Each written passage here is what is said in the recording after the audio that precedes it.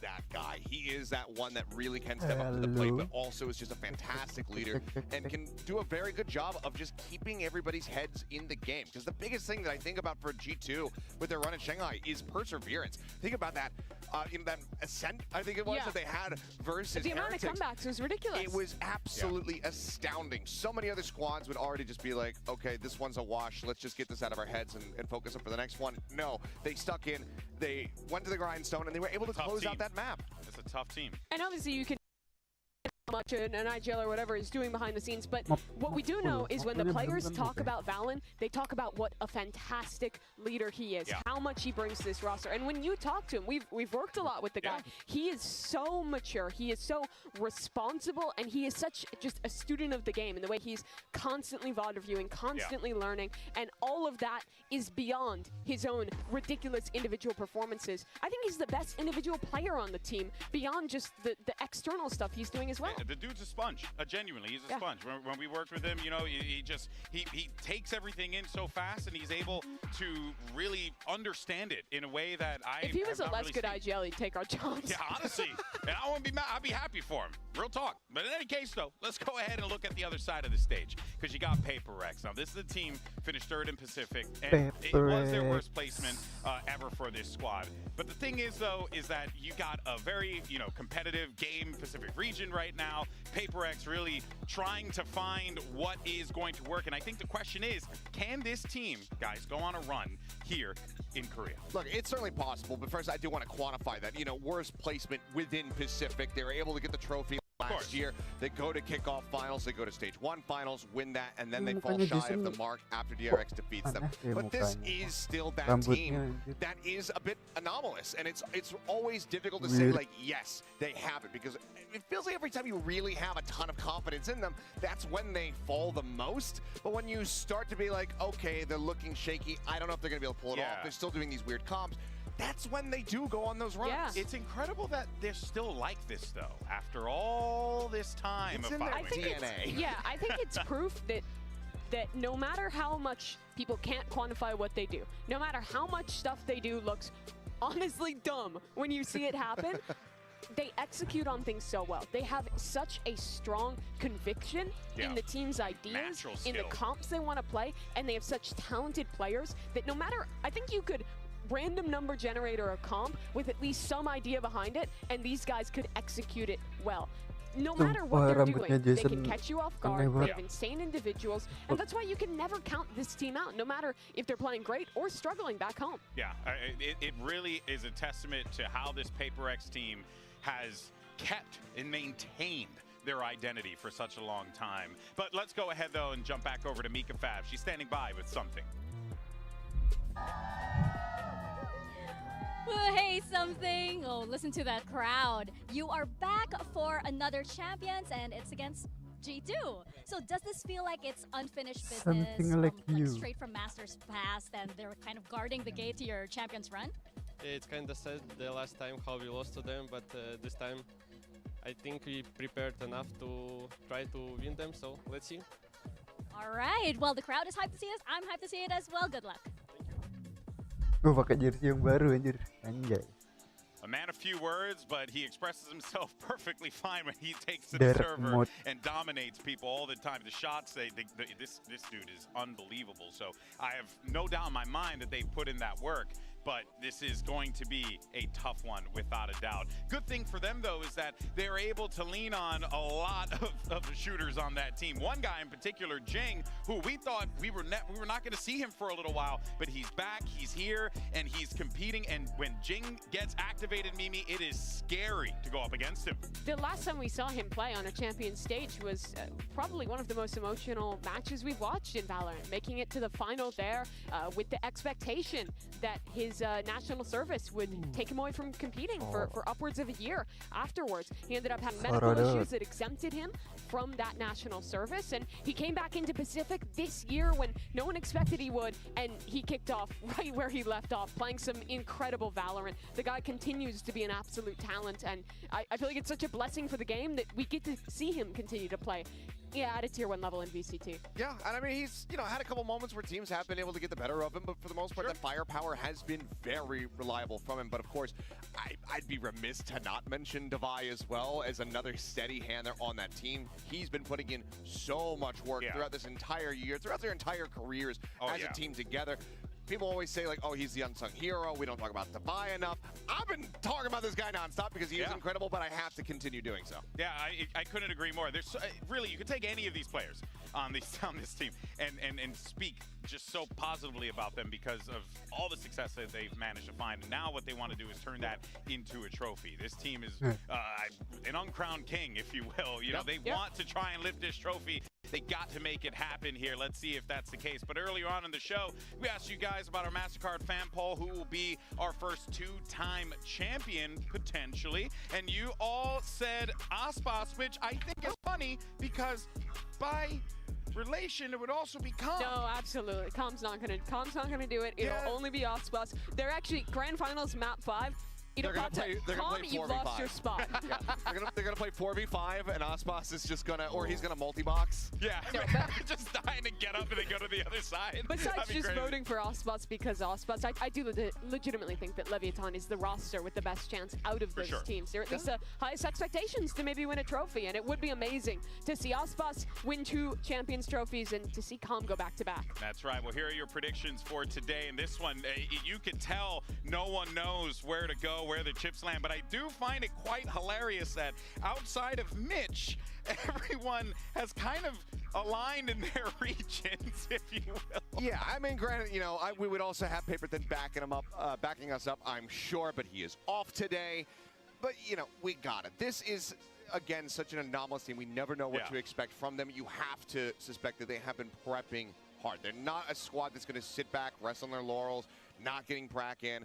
These are guys that are going to be diving in and have been screaming every single day since that elimination from the lower final. Yeah, but you also know on the other side, G2 Esports, I mean, they're going to be prepped, ready to go here, Mimi. Absolutely. I think that's their biggest strength, coming in with prep work, coming in with the counter strat to what their opponent does.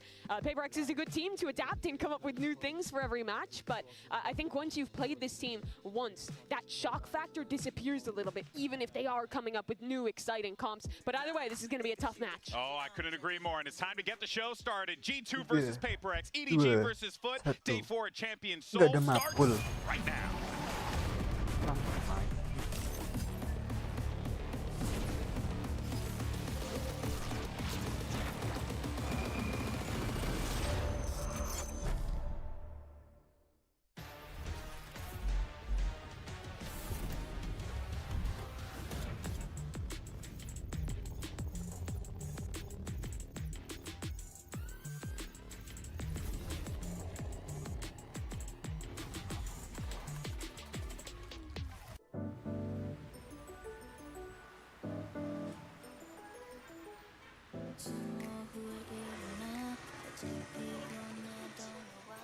Net bir favori yok bence. Herkes kazanabilir. O yüzden EDG zaten ilk rakibimiz.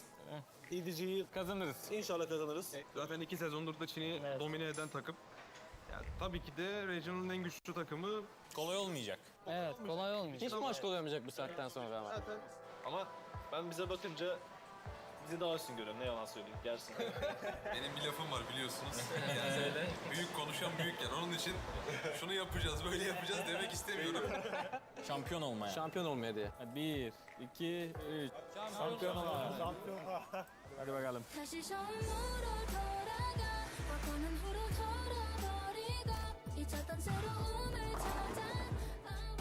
人生的目标就是一直需要精益求精。就在东京大师赛的时候的感受，可能更多就是受宠若惊吧，因为得到了太多人的一瞬间的一些关注。我觉得最困难的瞬间应该是上海大师赛输的那一次吧。It's kind of tragic to see EDG go home this early.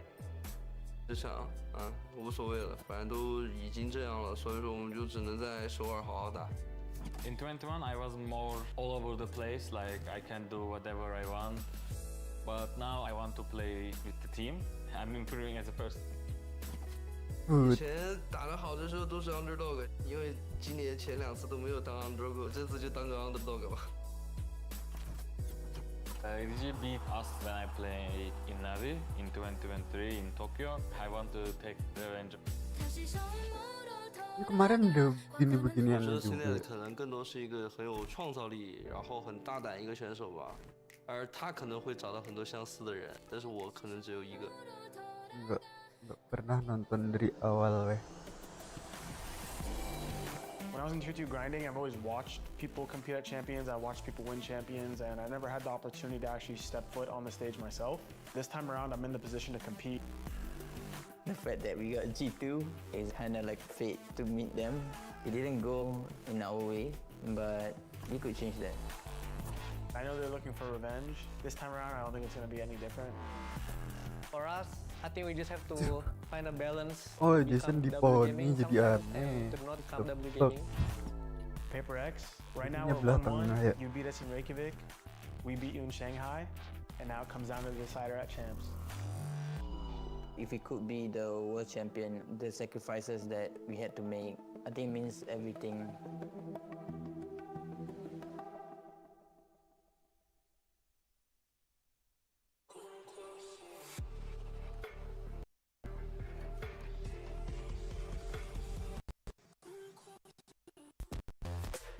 PRX.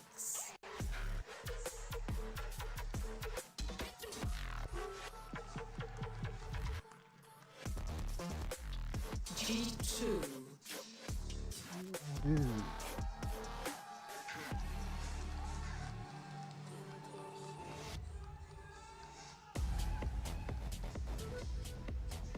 I hope you're all ready for a battle because these two teams are gonna bring it. They've met each other before in competitions just like this in the past, and each and every time it's been a fireworks display, and I'm expecting the same thing this time around, Mimi. This is the game to settle the score. The first global event for this G2 core. They lost to PRX, went home early. They got their revenge the last time we saw them at an international, and now here at Champions, it's the one that matters Rubber most. band match. You love to see it.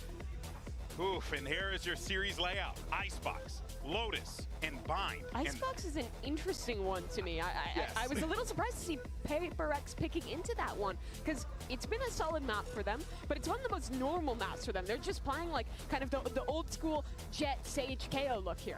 I think the other big surprising thing is it wasn't them picking the Lotus. That's something that they have felt very comfortable on, but G2 say, okay, you're going to take Icebox. We're going to go at you on Lotus, that map that you have been relying on so very much. And I'm going to be real, not to lean back into the, oh, this comp isn't perfect and I'm going to freak out thing, but the No Sentinel Lotus comp, I'm not that sold on it. I think these slow attack side teams with really good mid-rounding, like G2, can exploit a lot of the gaps in that composition, even if it has the fireworks with the neon, with the jet kind of stuff there. When I look at this series layout, though, I do have to say it looks good for G2. I feel like Icebox, solid for that team. Lotus, solid for that team. Bind, I mean, Bind feels like a big advantage to them at the end there. Yeah, it really does. But Seth, I know you're going to give me the counter opinion. Look, there are some concerns to have here. Icebox, that was where the 100 Thieves incident happened over and over again, frankly, for the side of PRX. Lotus was that second map, that first one rather, that G2 was able to take PRX down on when they faced off against each other. But we see here that there are going to be some adjustments as Forsaken's going to be flipping over onto this Sova. Yeah, I'm a fan of it. I've never really seen the value of the KO over the Sova on this map. I think that drone is kind of an invaluable tool to have, although kind of playing exploitatively against the Harbor comp, I don't think it's bad, but overall, good adjustment here. G2 is one of the few teams sticking to the Harbor Viper ideas. They changed to that recently and beat Leviathan on this map. I think they look really good with it. I was impressed with how well Valen was playing on the Harbor. I'm curious to see how practiced this Sova looks. It's not something Forsaken has played much of in his career, something around 20 games worth. That's right. Well, let's go ahead and jump into the action, shall we? And all that's left to do, send it over to your casters. It's my BFFs from EMEA. You got Mitch and Tom on the call. Thank you. Going into this matchup, PRX and G2, it's going to be hype. You've heard from the desk theories about it being a mismatch in style. What's your take on that, Tom? The thing is, I feel like you can go into so many games with PRX and go, it really doesn't seem like their style's going to match up. And then they win 13-3 and you're going, Okay then, like that's just how it is. They've come into this tournament, you kind of look at them and you're going, okay, they're not where they've been over the last year or so. Like you go back to last year, this was a team that was basically dominating Pacific, got to the finals of Champions, and it's been a slow, seemingly decline, but at any moment you always feel like this team can come back. For G2, it has been an accelerated rise. Like, you wouldn't think that this was a team coming in from Ascension, and now, well, they're one of the contenders. Well, they absolutely are. G2 have looked fantastic, and even within Americas, they made the whole run all the way to the grand finals without dropping a series. This is a squad that PRX definitely can't underestimate, and well, if Mimi's right, and the matchup in style is going to be different, could give the edge over to that G2 squad. Attack side to start it out here on Icebox, and a slow push up to the A site. Spike waiting outside B. They're just taking space, contesting for some of those angles. PRX yet to react. But that's the thing, the defensive side for PRX, at least on A, it's that brawly old school style. You got the Sage, you got something, they're just looking for fights, they're looking to try and battle. And this ruse has already been sold. There was only one defender, more of a retake setup for PRX, and I'll be honest with you, I think they're going to have to retake. Yeah, there's not much of a choice here. Even the spam's not going to yield much if they were to go for them. Instead, grouping up, the blob play, just leaving something to go through the kitchen, while the rest look for the site control. Now G2 have their post plans. Nobody sent out to mid just yet, but I see Valen checking the flank, and perhaps that'll be late flank indeed. He's on his way. The timer starts ticking now for PRX to get on that spike and start the defuse. Back yellow fight is the main point of contention, still being held onto by Leaf, getting closer to block that defuse around the wall, and they're dropping bodies all over the place. Only left to divide, and he's quickly shut down. Valen's made it through on the flank, but the time's already gone. It's 1-0 for G2. Yeah, it's not the greatest start either. But when you look at it from PRX, like this is a composition for G2 that you really don't want to allow them to get into those post plants. Like the whole setup is you don't have that duelist because you have tons of utility to get you in and then plenty to get you out. And obviously the idea from PRX is try and use the wall to your advantage, but you can see G2 are more than happy to reaggress. And this is a round where they're low on utility as well. Like you're not going to have those major investments as you'll see in future rounds. It's only going to get more and more difficult for the side of PRX, the more economy advantage we see for G2. Early days though, I'm going to see some investment back into a few pistols. Again, a stack up on the A site, expecting the pressure to be there. Well, I think Divine might have been spotted by the Giant. Yeah, he popped up on the mini-map, nice and easy. Leafs even managed to find Jing, but at the cost of his life, still just a pistol lost, while they take control on the other side of the map and get the plant down. Again, we're going to see the post-plant setup, and the dangers of this round. Often you will see a bit of a danger if someone like Jing is still alive to put the wall down. Potentially, they can get a decent amount of ground on the defuse. We've certainly seen that in EMEA a couple of times. But tank. Yeah, Natonk. And on or under the wall, he's just as effective. But for PRX, they don't have that option. And so it's going to be a pretty difficult time trying to do anything in the way of damage. Something's made it up behind, though, and he might be able to drop a few weapons. A few nice shots with Trent down, and another to Jonah P. This is getting quite costly for G2. And something didn't look to be stopped anytime soon, but Valen steps in. Still, 2 rifles carried forward. That's decent damage for PRX. Yeah, no, that's really not bad, especially out of so little. Him being able to do that much damage. He's a couple away from a Blade Storm, immediately going to invest straight into the Outlaw, which, again, I think if there's going to be win conditions, you're always going to look at the individuals on PRX. Like, they're a team that a lot of the time they're talking about the idea of rolling without an IGL. Like, you know that it's going to come down to those individual fights. If this man can start off strong, there's been so many highlights. Like, I think of even like I think it was the first week he played Jet on this map. He had one of the craziest like Blade Storm plays you've ever seen in your entire life. So you always have to watch out. And for G2 in this round, there is going to be a piece missing. Of course, it's the 3 rifles. If you lose one, you're only going to have those extra couple brought back up. Not going to overinvest. But they do have themselves Thrash, the only ultimate that will be available in this round, unless, as said, something gets a couple of extra kills. Well, Harbor's using all his utility to clear out these angles. They've gained space, but towards A, poking and prodding the bear, trying to see where the aggression was coming through. They found out the hard way. The Outlaw was posted up. Mid-push from PRX. A very late flank attempt by Jonah P. Better find value because Valen's gone down through the spams. And now PRX gearing up for a retake. Just 2 players defending around that angle. Still the Killjoy utility on, so it's not like Jonah P is going to get a free fight onto these guys unaware. Yeah, it might just be out of range right about now, but the problem is there's no one else left to draw their eye. It's only Jonah P. And, well, his chances of stopping this diffuse are anyway. 0. Like, even though the utility had gone offline, when you have 5 players alive and only 1 on the other side, you start to make the realization of where that player is. For G2, okay, you would have wanted to do a little bit of extra damage, but they can hold the rifle and they're going to be able to buy into this next round. That is the thing, though. You go towards the A site, as long as something's there, which you will be in most rounds, you're going to have to challenge him. You're going to have to fight him. And in this round for Leaf, so something that, again, they're going to have to keep in mind for future. Nice shot. But I don't mind what PRX are doing at the moment, even though, as said, it's always going to be tough to play those retakes if the weaponry's online and if G2 have all their utility. They're basically just relying on, okay, can we spam someone down? Because they aren't really using much to sort of protect that player. Well, early game plan's going to be a little bit of scouting coming in from Thrash, gone back around to the back of Yellow, so nice and easy to retrieve that. Look how far up they are. Yeah, big push from PRX. They've gone through A main, starting to make that flank come through, and there could be a fight in the moment with Leaf. He's gone back to put his trap in play, and his alarm bot does cover all the angles. He's sticking around as well to try to execute. It's going to be a tough fight, though. Something and Jing hot on his tail. And now they know. No Immediately, way. Thrash is going to be utilized, and you can see something almost trying to bait it out, but instead it's going to be Jing caught. Can he try and defend him? No, he can't. Both players eliminated. And now the rest trying to wrap around the site. Jonah P, good position, tries to use the timing, but goes down. But again, those trades are immediate from the G2 side. The fundamentals looking strong, and Valen looking even stronger. 3-1, immediate response. And I feel like PRX is going to have to change things up because they are allowing that plant down every round. I mean, the idea here, you're trading out the early plan for the early flank. It's not a bad trade-off just for the fact that there's a Thrash available and that they use it so quickly and get it right into the correct position. The player up close is the one caught, and the fight initiated on the one further back. And once you eliminate something in Jing, well, the round gets a whole lot easier.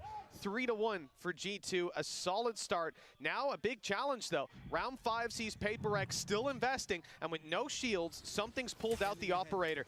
Glass cannon, it's a risk, but it just might pay off. He could have just played Bladestorm as well, so it really does show the faith he has in that gun. But he went over to the B site early. They tried to make that adaptation. They tried to catch G2. But instead, they put early pressure in onto the A site. A mid lurk as well from Jonah P, looking to try and take space, although it does seem like they have eyes in the form of the turret and in the form of a player not too far away. Oh, I think that was through the orb. The orb was up when that spam came in and through a wall as well. He's broken it for his teammates so that Jonah P can take the space. Like, maybe they consider that someone could have already crossed, but you can see that on the other side, Forsaken is watching mid. He's keeping an eye on it, but he has no idea that somebody's already in kitchen. Yeah, you're expecting that cross to be the player that was further back, breaking the turret. Now Jing taking down Icy, a good start. Spike on the floor, but there's Jonah P's flank coming into fruition. Devi tries to hold the space. Spike down, and they want to keep that control. Jing's coming in to support up top. It's a big swing, and one that works out, leaving Jonah P, the flanker, to do it all. Something gets a second lease of life, but the ult that might be all he needs, but Jonah P really starting to take a bite out of this round. 20 seconds left, though. Spike quite far away, defended by Devi, and an AWP on the rotation. A near impossible situation. Maybe a little bit of an overextension from Jing. There is still a chance if he can quickly find this kill, but I think it's patient from Devi. He actually gets away. Now, there is a chance for him to plant at the back of the site. It's only going to be the sprint straight away, just trying to deny it while Devi, great round from him. He's going to make sure that does not happen. Got a little bit scary. It really did. He had the opportunities, and there was a moment where something went down, right? He's 26 HP. One more bullet landed precisely. He could have been out of the game, and then that 1v1 might have even been taken on the spike. But the round ultimately falls into the hands of PRX, 3-2. Wow. Jing was lucky to avoid that in the first place. Yeah, I think good ultimate from Forsaken, managing to cause sort of some disruption while Jing goes to swing, and then also the fact that he escapes, because I think Jing is almost immediately traded out from that mid lurk, and that is, again, something that G2 are doing very well, is just selling false information, like breaking that turret from a player further back, a clear plan to give space. Turret up top. Did it see him? Well, it doesn't matter. Something's got the kill anyways. It was broken from further back. A nice setup for PRX. And then they fill in the space. You know they're not likely to challenge that a second time. The push-up, though, it's going to be a little risky. Something's being surrounded on all sides. Jinx kept control over main, but they've lost the site itself. A nice kill by Mindfreak makes this a little bit more competitive. G2 down and out. Icy's the last man standing. 1v4, 5 HP on Mindfreak. That's probably the only thing we can look to as a positive. He's got some utility. That'll buy him some time. The wraparound towards heaven. And they still think that he's pretty close. The alarm bells should be ringing, and now, well, now they've got the information on exactly where he is. Got to deal with this guy, but a double swing should put him in the ground. It's a little early for Mindfreak, but he hits the shot. One tap. This guy is popping up in this round again.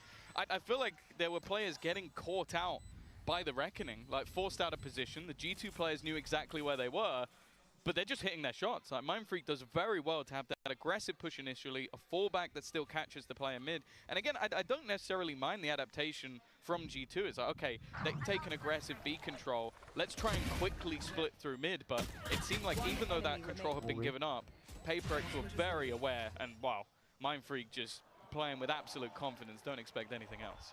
Well, yeah, at this stage especially. Something as well with the early picks. He's been up there. You can see the reality behind that operator by why they wanted to go for it so early on with the light shields. Good setup in the last towards B. Now an opportunity for him on the A side. Early aggression coming out. Op pushing up, covered by Jing yet again. Always has that second map behind him, but the wall's going to concede the space. They fall back. Set up for another pick. Good space taking. The guns, it has to be a faster pace take. Yeah, Jonah P's the only one that actually has a rifle. They haven't spotted him. He's got way too far, but it's only going to be the one. And now the rest, well, an immediate res to bring another back from the fray. Shorty kill as well. Something farming them up. It's Icy left alone. Again, a 1v5 this time, and not one he'll find.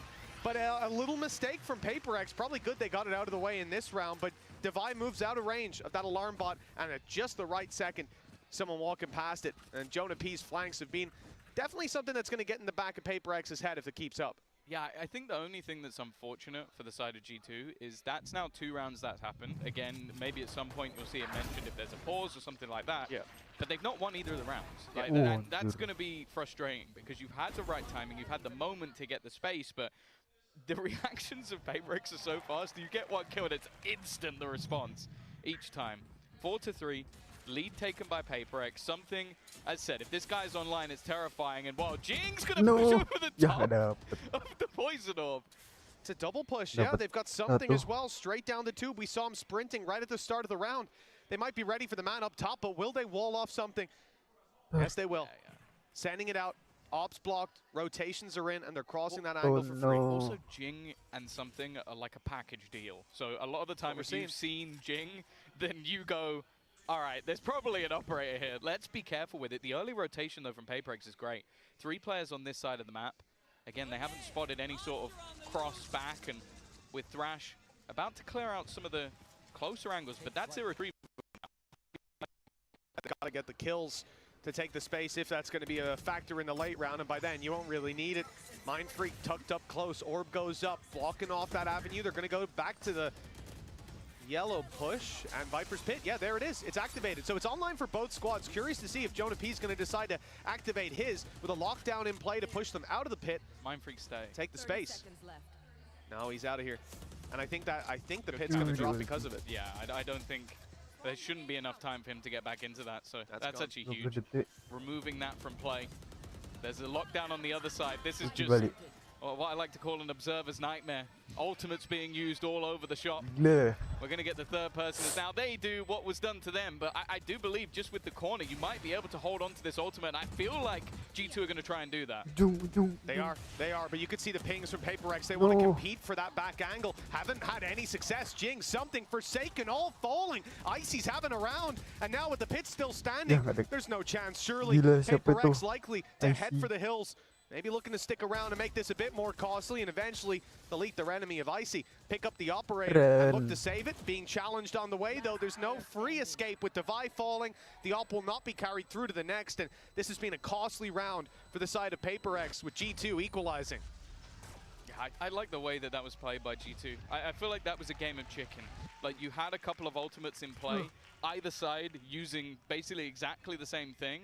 and just having their lockdown to remove the pit, putting it in a place Anjir, where they had to fully retreat, but then being able to hold on to their own because of the space that hadn't quite been taken, and making sure that there was defense outside of the pit to make sure that nobody could really get that move. 4-4 economy, although damage not broken, and there will still be an operator for something, and we've already seen that when he's in position, when he's able to be put into play, which I think he will be here, things are much, much tougher for the opponents.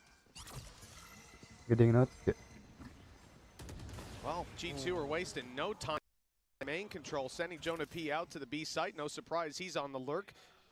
The success, he's had a lot of success, but whenever he does, like you say, Tom, the main push is always the one that fails. No. Jonah P does well here, lighting Mind Freak down to 46, but fails to get the kill on the jump peak, and the rotation's on its way. They're focused on the B site. PRX seem to have an idea that this is where it's coming through. You see the shift from Devi. He's closer by now in Kitchen to help out. Jing trying to keep his teammates safe from information, but Dizzy likely going to do that. The immediate swing. Mind Freak still gets one, and now trying to play over the top of the site.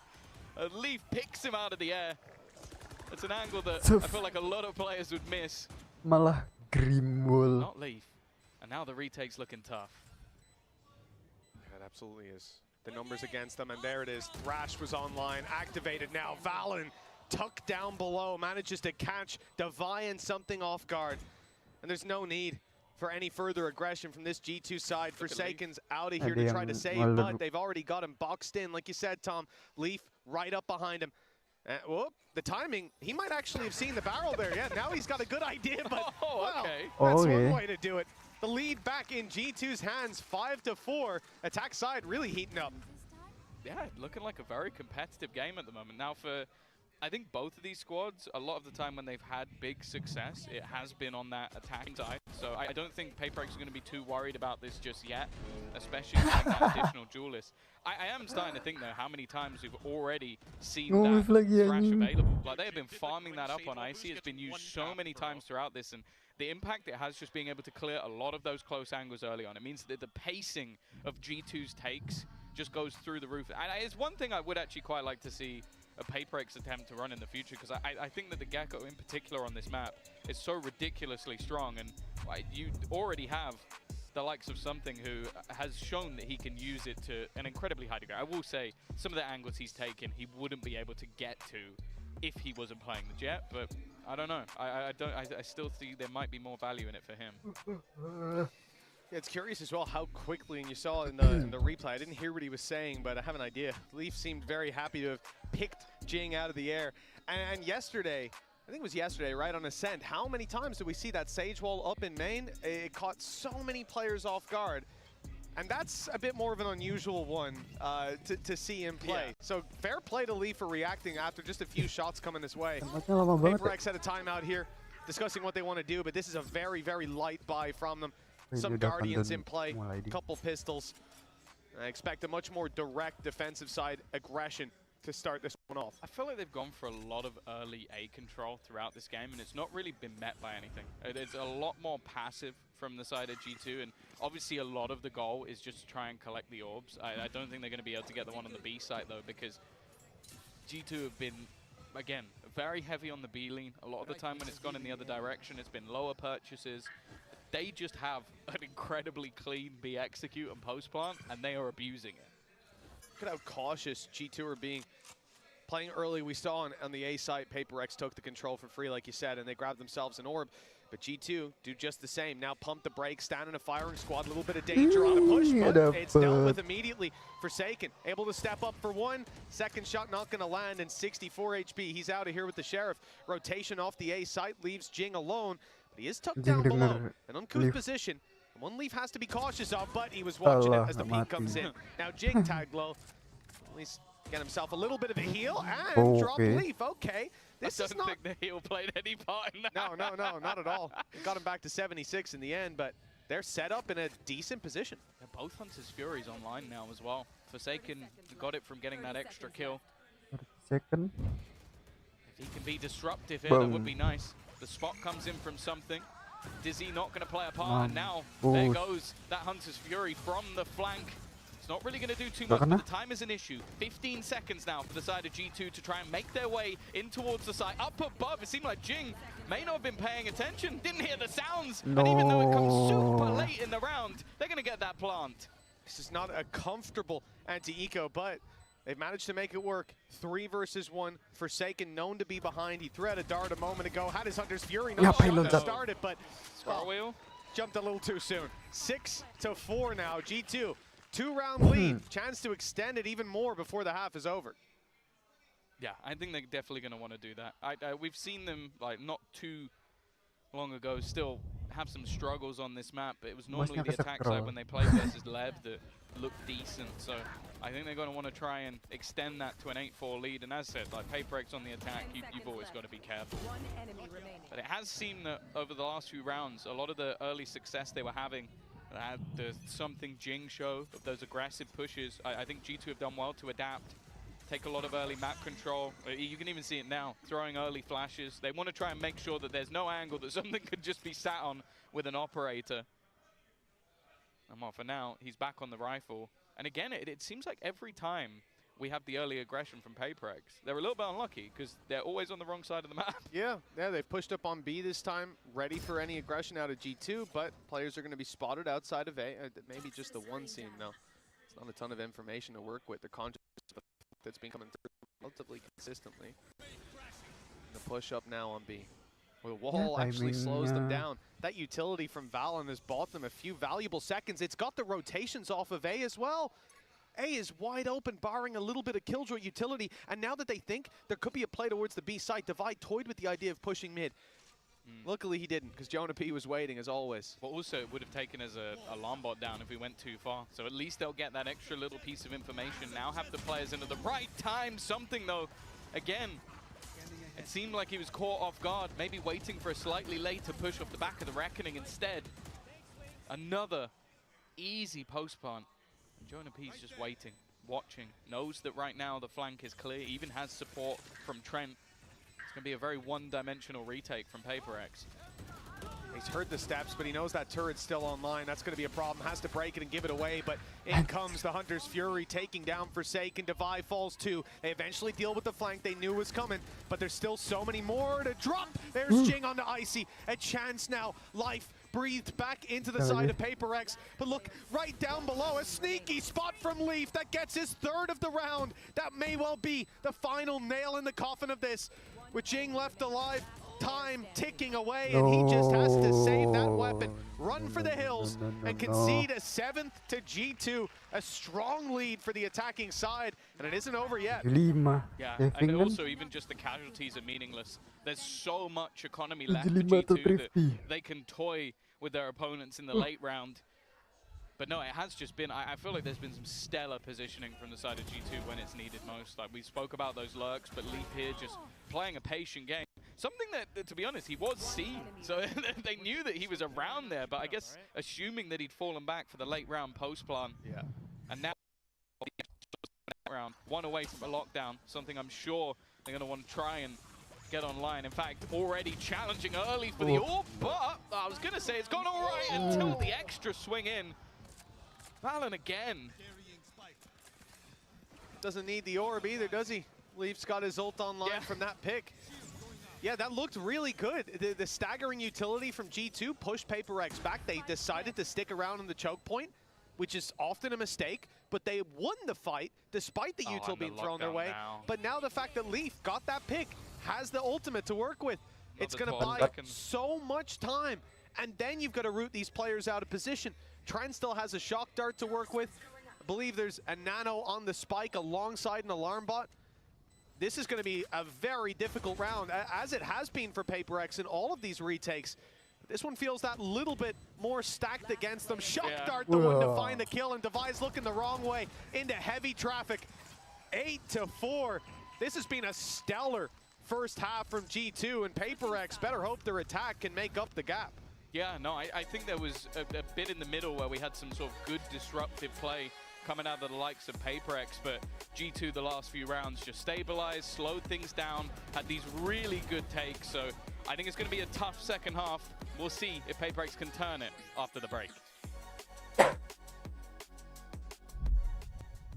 begini defense-nya. Oh, come on. Trade in any phone in any condition guaranteed and get $800 off the new Galaxy Z Fold 6. Only on Verizon. Red Bull gives you wings.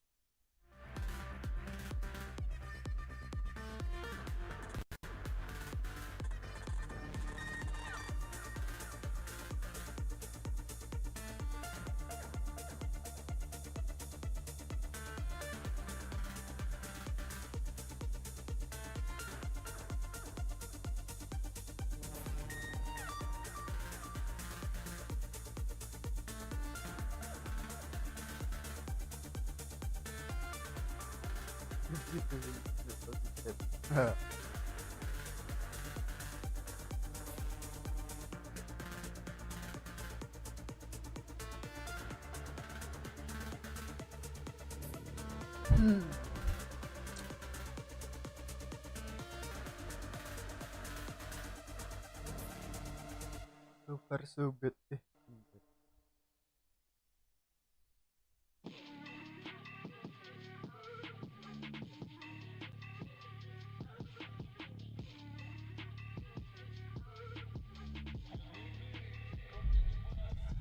Welcome back. Well, if you weren't with us before the break, you missed 5 straight rounds from G2 on the attack. PRX tried their best to disrupt, but it's them that have been left in the dirt. Now for G2, a defensive side start to the second half, and, well, they've got quite a lead. A pistol here. It may just be into the home stretch. The pressure is on if you're a PRX fan. Well, it's dangerous as well because this is the map choice of PRX. I don't think they'll feel too uncomfortable going into Lotus. Like, it's been a strong map for them recently. I think Jing's Neon is something that always enjoyable to watch, but ultimately you're not going to want to lose your own map choice at the beginning of the day. And I think they're going to have a very strong attack side. Now, they normally do. As said, when they win this map, you're looking at, as said, I think 10-2 attack odds versus likes of DFM, even DRX, the prior time to last. Yeah. And a lot of this comes off the back, well, the 2 players we've just witnessed, Jing and Forsaken. Jing and Something. A terrifying duo on the entry. But just look at already the aggressive stance that has been taken by G2 in mid. Yeah, they're looking for the triple push off the back of the contact from Trent. And they're even hearing some of the steps that went around towards A main. Some information there. We'll see how quickly they get on that flank. The retake setup, though, certainly in play. You can see Leaf is just backing off, conceding this space. And in fact, the flank abandoned after breaking the turret. Now look to play this as a more conventional retake. Wall buys a little bit of time, and the plant should be in. Shock dart, though, for So much plant denial a lot of the time on the side of G2, but now it's going to be utilized for the retake. One man still hidden in the corner, and he strikes. Mind Freak with a couple. Jing steps up with another, and in fact, he gets 2 himself. But it's left onto Trent. You wouldn't want anyone else in a clutch, and although he's low, he's almost taken him down. The shock dart may even cover Jing, but it doesn't matter. It will be a last-second shot that ends up giving PRX a much-needed pistol round. Well, that came very close. Travel time of that arrow, all that made the difference. But it's enough. PRX take the pistol, and this is a much-needed win. An injection of rounds early on, at least if they can manage to convert in the follow-up. That they needed to close the gap after that first half. 5 rounds in a row before this for G2. Finally, we see a stall out to that Gila, dari 9 masih berani nge-pick nih. Kalau bukan Jing, gak ada. They get that job done for this one. Get themselves back into the map, and it looks like the defensive side are almost trying to sell confusion here. They've got the Viper screen combining with the Harbor Wall. The thing is, it seems like PRX, similarly to the last round, are just happy to play around their opponent's utility, like almost use it to their advantage. It's whether or not they can abuse the gaps more than their opponents can. I mean, they've taken a big gamble. The turret is watching the back, but they're committing 5 players after making all this noise. The stack up is there from G2, but it doesn't seem to matter. They're being shredded on the site. With 1 man behind that wall, soon to fall, it's Icy down and Leaf to do it all. Let's see if he can find a 1v5 with a classic. No, what a surprise. 3 kills from Something.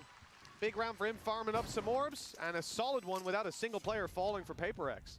Yeah, and the thing is, they invested in with 4 rifles. So normally you're expecting, okay, maybe you can afford to lose a couple of players. In that case, they couldn't, but they kept it so ridiculously clean. Didn't really struggle at all. Orbs kind of spread across the board, which obviously it's nice in the future, but right now will be a little bit more frustrating. But then they brought back up with an outlaw as well. Like, we see this quite often, having that lurking player just being able to hold down mid, watch anybody who's trying to push on the A site. For now, though, it's an important round for G2 because they lose this bonus, and it's a strong bonus. They're right back in the game. He's just full sprint. He's just okay, this W gaming. How could I forget? Yeah, well, in case you needed a reminder, there it is. Man's lost his shift key. We'll see if he finds it soon. Running back down the tube. He's being hurt. Leaf has a vague idea. But look at the commitment from G2 to re-clearing out in kitchen. Player right down below him. I mean, something is just playing an unhinged style here. He gets shot in the back, but it's just a tickle. And that actually spurs him forward to look for another fight. Jonah P. all around B while the A side's taken. They're so focused on him. They're so focused looking at him. In the meantime, they've just walked into the site and planted the spike. Like, you can't blame them. When a guy is running around like a lunatic, you go, okay, I should keep an eye on him. And you need to still keep an eye on him. There was a pixel there that maybe he could find something. Even spotting players around mid, they should know that he's still here. But it seems like they're just relying on this wall, the turret. Is he going to get past it? He is. He's past the turret. And now just going in behind them. Only the one so far, but they have to deal with this man. The whole round has been about dealing with something. They haven't even seen anyone else. Getting towards the spike, sure, but the guy's still behind them, spraying away. Now the fight up in front. Okay, something falls, so too does Divide, but Spike not even half just yet. The sprays are good. Mindfreak gets another and a triple to close it out. All eyes were on something, but it's Mindfreak that pulls off the magic. Mindfreak is clicking. Yeah, a Red Bull clutch that was high impact for sure.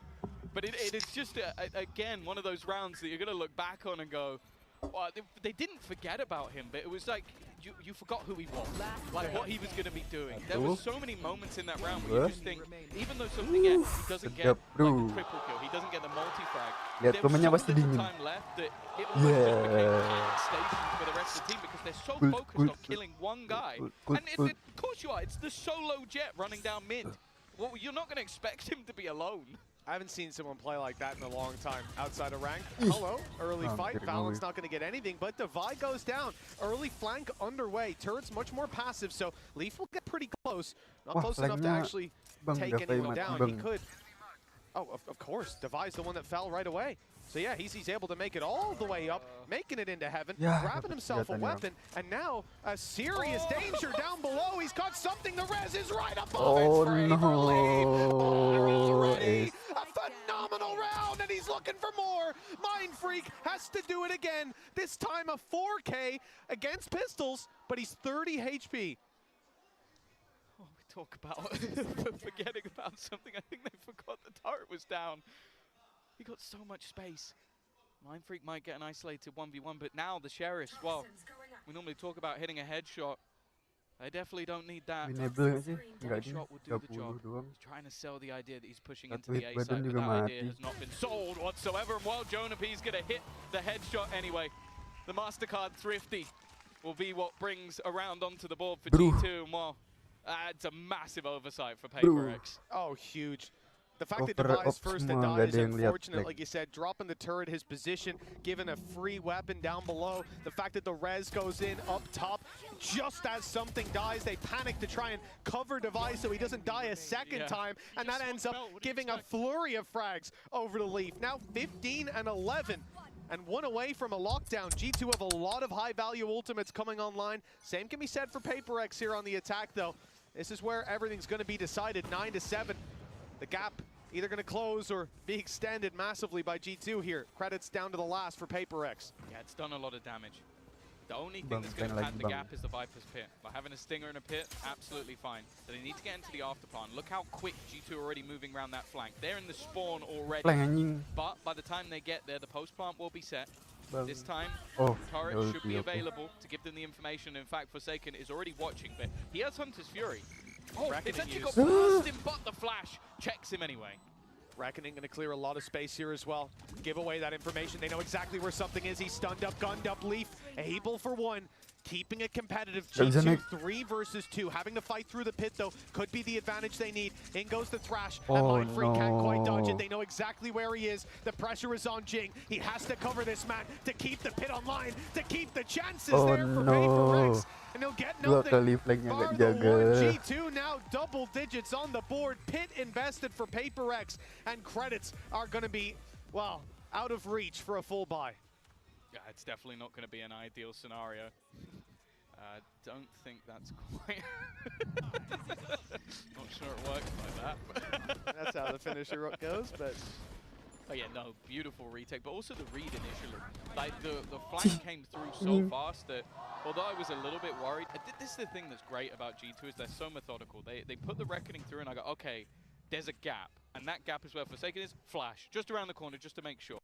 It's so clean with making sure that there isn't those gaps left. And while put them into a great position. Still though, Bladestorm, something, mentioned it in the first half. We know what this guy can do with it.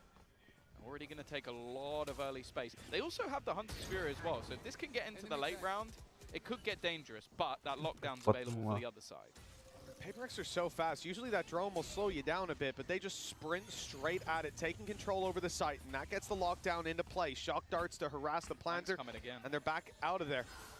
Flank was attempted for a moment. G2, though, seemed to have fallen back. Maybe assuming that the lockdown's going to send them in the other direction, but they might not know PRX. This is a team that isn't keen to give up on the A game. Still looking for, well, the A side. Flank lagi, Bang. Now that Di flank 3 orang lagi, Bang. Starts to adjust again. Clearing in middle, getting all the information. The plant is being enabled, and something is desperately looking for someone to give them a fight, because the weaponry's such a huge disadvantage for the rest of the team. Devi at least has a gun, but everything else is going to be those stingers. He just wants to try and get something out of it revealed, but does have support. Well, that flash sends all the support backwards. Jing's caught, still blinded up. Hunter's Fury goes through, though. Forsaken able to trade out onto Icy. Gets the push out of Devi. Back and forth the kills go, but it's still G2 with the advantage. If they catch Mindfreak for free, it could be something, but he's freaking out, gliding Leaf down. The defuse already halfway. He's sticking it all the way, and Forsaken has to fight. Valen on a sliver of health gets it across the line with plenty of time left. It's 11-7.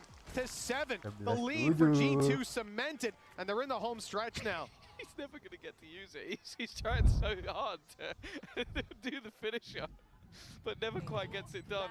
Always so low on the time, but this must have been just the biggest jump scare ever. 20 HP. It wasn't far away for Forsaken. And well, Alex, and he needs to breathe, needs to get the frustration out, because he's about to talk to the boys. That's what he always says. He's like, I get the frustration out, then I talk to them in a calm manner. Well, they've lost 3 rounds in a row. They're 2 away from losing their own map choice. He's got to try and come up with something here, because there's been quite a few of these rounds, Mitch, where they haven't been far away. It's just right at the last moment, there's like a really solid flash or some great utility. I think every ultimate that's been used by G2 has been high impact. So I just think they're utilizing what they have slightly better, and I think a lot of that especially comes down to that Gecko. I think Icy has been incredible. Like, his flashes have ruined so many players over on the PRX side. Like, even just think about the beginning of the last retake. I think 3 people were blind by that first flash. Yeah, you know, I expect to be looking at players like Valen coming in. Even Leaf, we've seen it in his heyday, but Icy really impressed me in that first half as well. He was putting up numbers, winning out his fights, his supportive utilities being up there as well. And on the side of PRX, like you say, they've been close, and that's the most frustrating part about it. Having it within your grasp and then feeling it slip away. With a 4-round gap, it's now or never. They've got to step it up. And no ultimates online, a res and a lockdown just went away, but G2 come in with the advantage. They have not only the Viper's Pit, but a Hunter's Fury as well, and those ults have been finding impact. Yeah, as said, I think most of, if not all their ultimates have been super high impact whenever they've put them into play. And well, immediately, I'm going to see that Viper's Pit. Try and funnel them in a different direction. Drone yet to be put into play for Forsaken. It also has the dart, so they could opt to try and fight him, but there's always a massive gamble, especially with the position that Jonah P is playing. I also love the super deep alarm bot that they put in. The shock darts went through to try and deny that utility, assuming that you would be playing that little bit more passive. that it'd be around the choke point, but instead it's further up, just covering Jonah P's left side, if you think about it that way, and he can cover the right. A really nice setup. It's going to leave him in a very favorable fight either way, and if someone touches the alarm bot, Nano goes up, and Jonah can just fall back a little bit and play more passive. Feels like they're doing exactly what G2 want them to do. Yeah. They're fighting for mid control just to make sure they can't split back towards the B site. You got the Hunter's Fury for an attempted plant denial, or to even clear something out on the retake. PRX are doing what they want, but it's whether or not, as always, this team can make it work anyway. It's going to be something looking for those aggressive fights, but I feel like G2 haven't given any of them away. They've been so good at making sure that doesn't happen, and already there's the man advantage. Almost extended on. That shot just swinging Flank through as players, well. but with Mind Freak down, yeah. Flank is now wide open. PRX don't have any ground to fall back to. They have to fight forward.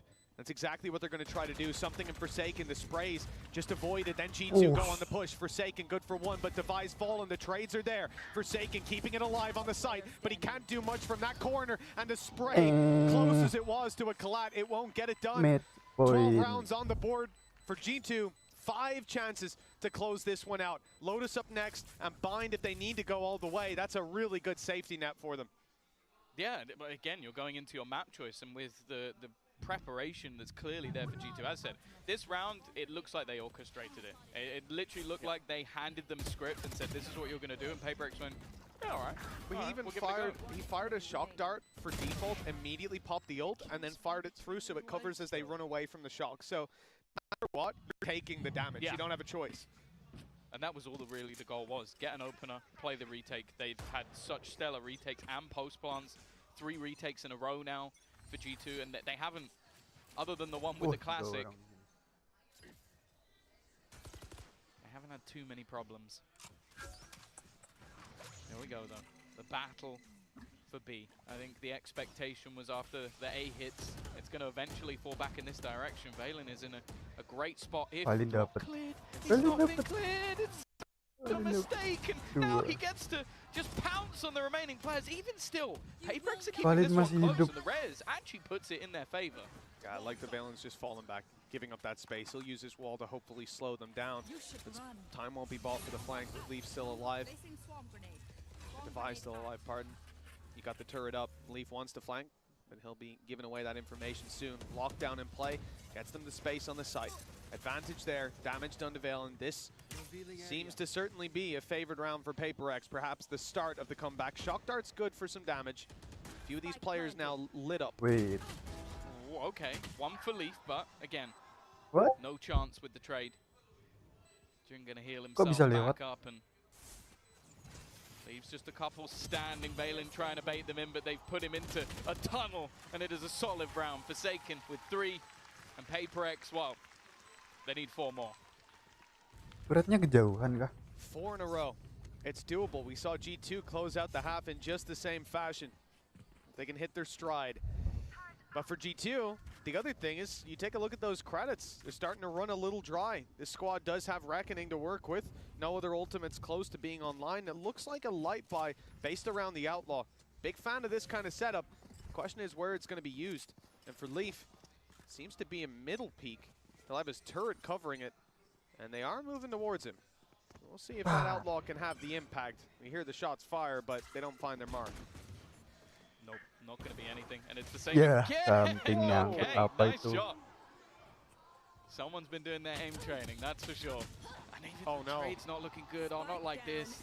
This would be the worst way to let a map slip away. In fact, it's even... Wow, he's it's a just, misclick. Is he just fat-fingered He's misclicked it, he meant to drone. Oh, that's just... Oh, it's they've gone not seen horrifically. that. Man, Freak just comes out with 3 in a second. This round was looking like it was falling apart, but maybe in the most uncharacteristic way. They might take it anyway. Flank coming in. That's the major danger. And now it's left all onto Jing. It's not been a great round. And now he's under real pressure. The spike going to take some serious damage. And he's, I think he's just got lost in the source. Leaf is going to be there to close out the round. Around the PRX are definitely going to want to forget. Yeah, I think that's going to be a hard one to forget, though. We'll be talking about that for a while. And MasterCard Thrifty closing out the map 13-8, and G2 they look very strong. That was PRX's map pick, and they had them outclassed, outthought every step of the way. Now we look forward to Lotus, forward to Bind, and think, will they have a chance? Well, we're going to find out after the break.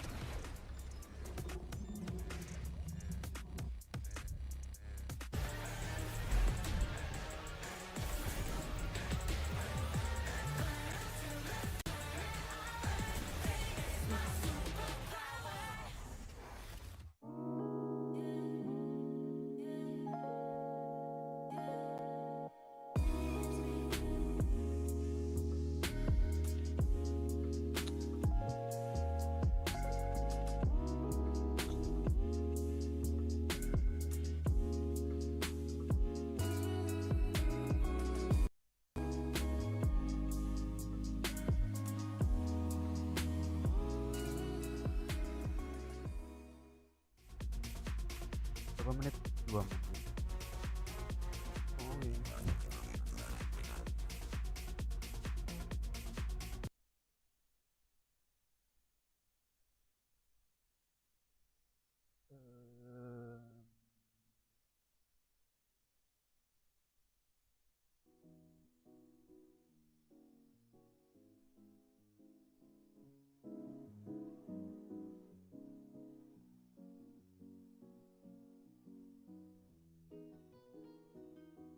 Mana cara denger GGM-nya?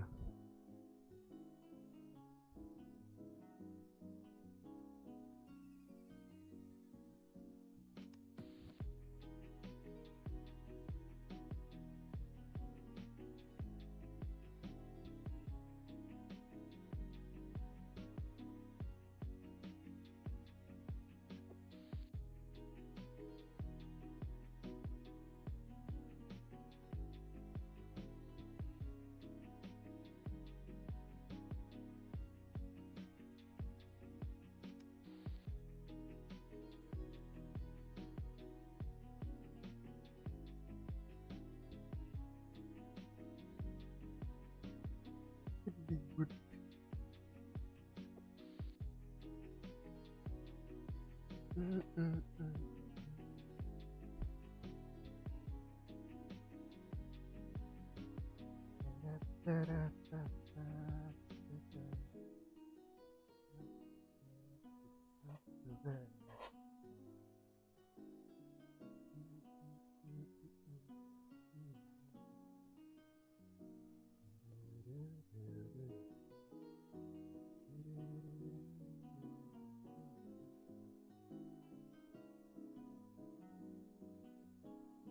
I can see it all.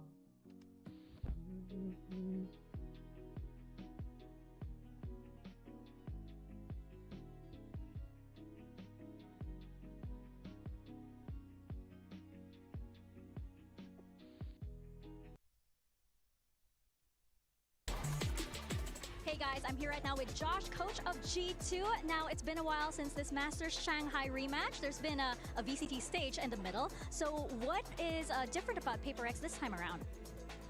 I think fundamentally, they got a lot better in the discipline department. I feel like they were a little bit sloppy when we first played them, and we abused that fact. Now I can see a lot more coordinated play. I can see the logic in their how they're like moving us around. So we were expecting a tougher PRX, and we got it, right? And like sure enough, like we've been working on our icebox, so like yeah, the score was as such, but I thought it was a much better PRX. Well, that score definitely, that map went to you guys, so we're gonna see if G2 can manage to close out Lotus as well. All right, welcome back, everyone. And Kilios is in his feels right now. He's just having a day, aren't you, there, buddy? You want to talk about it? You wanna discuss things? Woo! What a roller coaster of a game! So jazzed up, so entertaining, so exciting. Yeah, man. You're scaring me, damn frustrating at the same time. Hey, look, I mean, we knew that this was going to be a tough game, you know, for both teams, right? And I think you heard even Coach Josh RT saying how, you know, he knew that they were prepped, they were ready to go. But G2, man, that coordination, Mimi, has just been so freaking good from them. Yeah, they look incredibly clean with this Harbor comp. I think on the attack side, obviously, we know it's really good for executes, putting up that wall, fighting deep off of it. But I really like some of the walls Valen was even using in the post line. You see this one here to stop the players from pushing through and fighting past this lockdown. Then they switch on over to the defensive side, and I think it was just as good with some fantastic retake protocols. It is clear what Josh is saying about putting in the work on this map, because they looked clean fundamentally. Yeah, they truly did, and Valen very impressive on that Harbor there.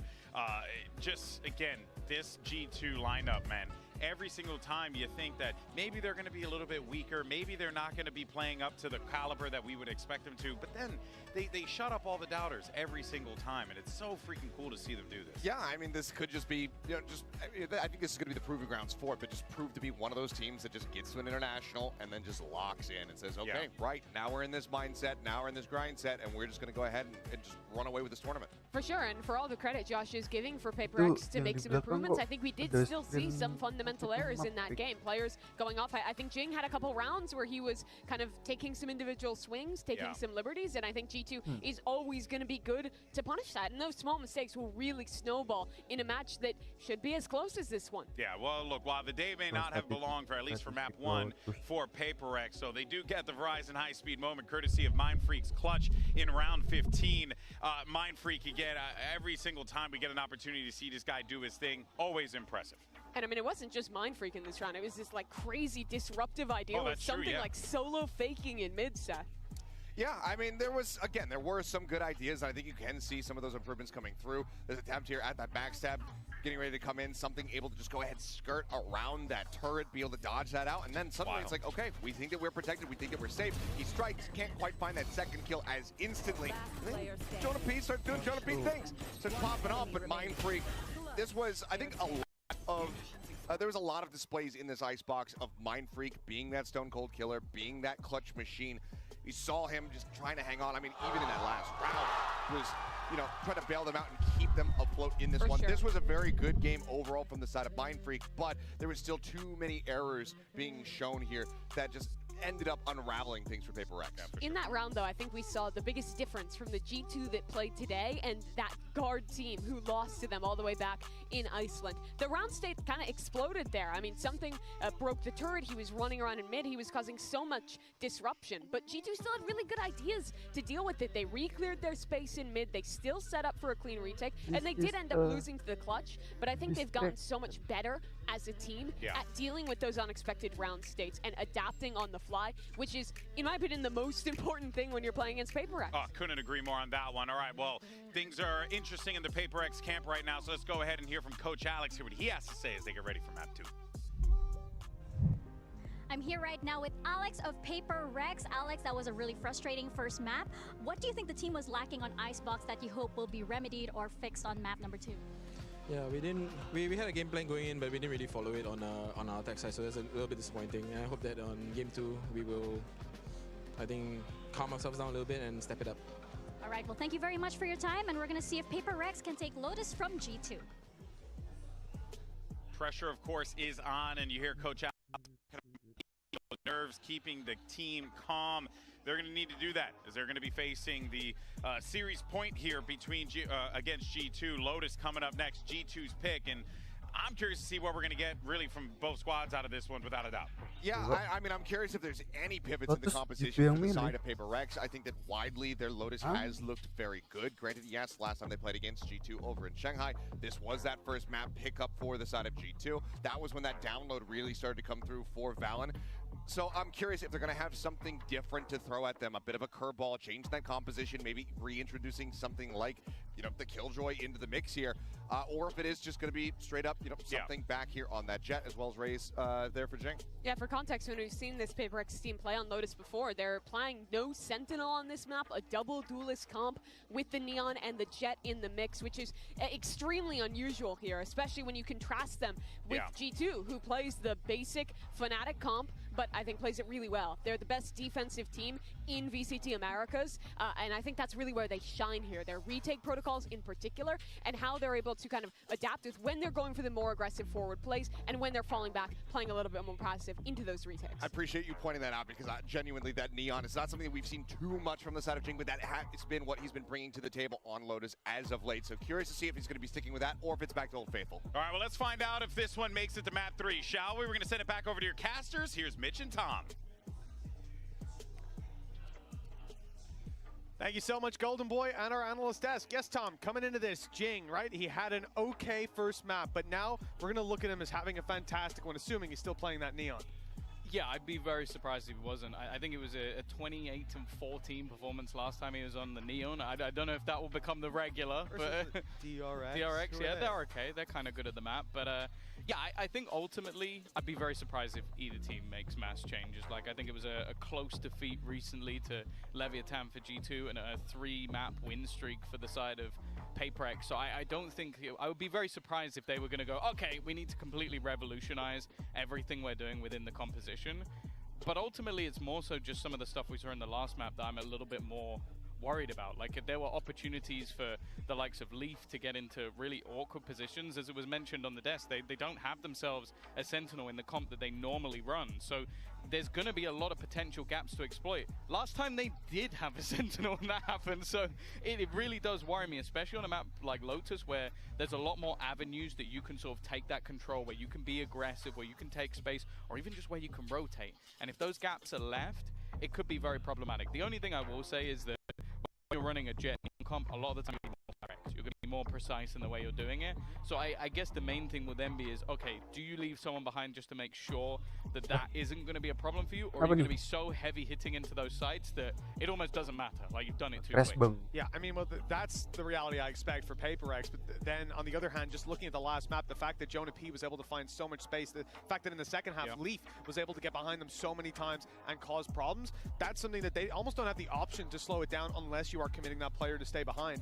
And thinking about the fact that PRX, we just heard from Alex down the stage, he said they weren't following their game plan. That's a worrying sign. That's a really worrying sign. You don't want to see that. And now bouncing off of a 13-8 on their own pick, they've got to move on to Lotus, somewhere that, yeah, they're not uncomfortable on. We've seen them do well, but the reality is there's a lot then to adjust behind the scenes for them to hit their stride here. Yeah, no, I'm sure, well, I sort of walked past them having a little bit of a conversation backstage. As we said, no surprise, neither team is really going to be making those mass changes. And another comment you can make about the pacing of it is when you do drop that Viper, a lot of the time you're going to see, firstly, the amount of delay on the defense that a Viper can bring, in the retakes having, like, especially on the B side, being able to lock off certain angles, but then also just the takes towards A. It's going to have to be, again, much faster, much less reactive, and you're not going to be able to play with rotations anywhere near as much other than Jing just straight up running it down. But as you can see, they've got the decent win percentage on this one over the last stage. So even though it is a choice of G2, and clearly they've come in with a game plan, knowing what they want to do, confident in their own map choice, it's still a very good map for PRX. I don't think they're going to be too worried going into this one. Yeah, one of the criticisms you heard, I think it was Mimi on the desk, who was saying that Jing was taking a couple of fights on his own, a couple of individual tools. And sure, a lot of the time, especially in the first half, he had something with him. There was always that duo system.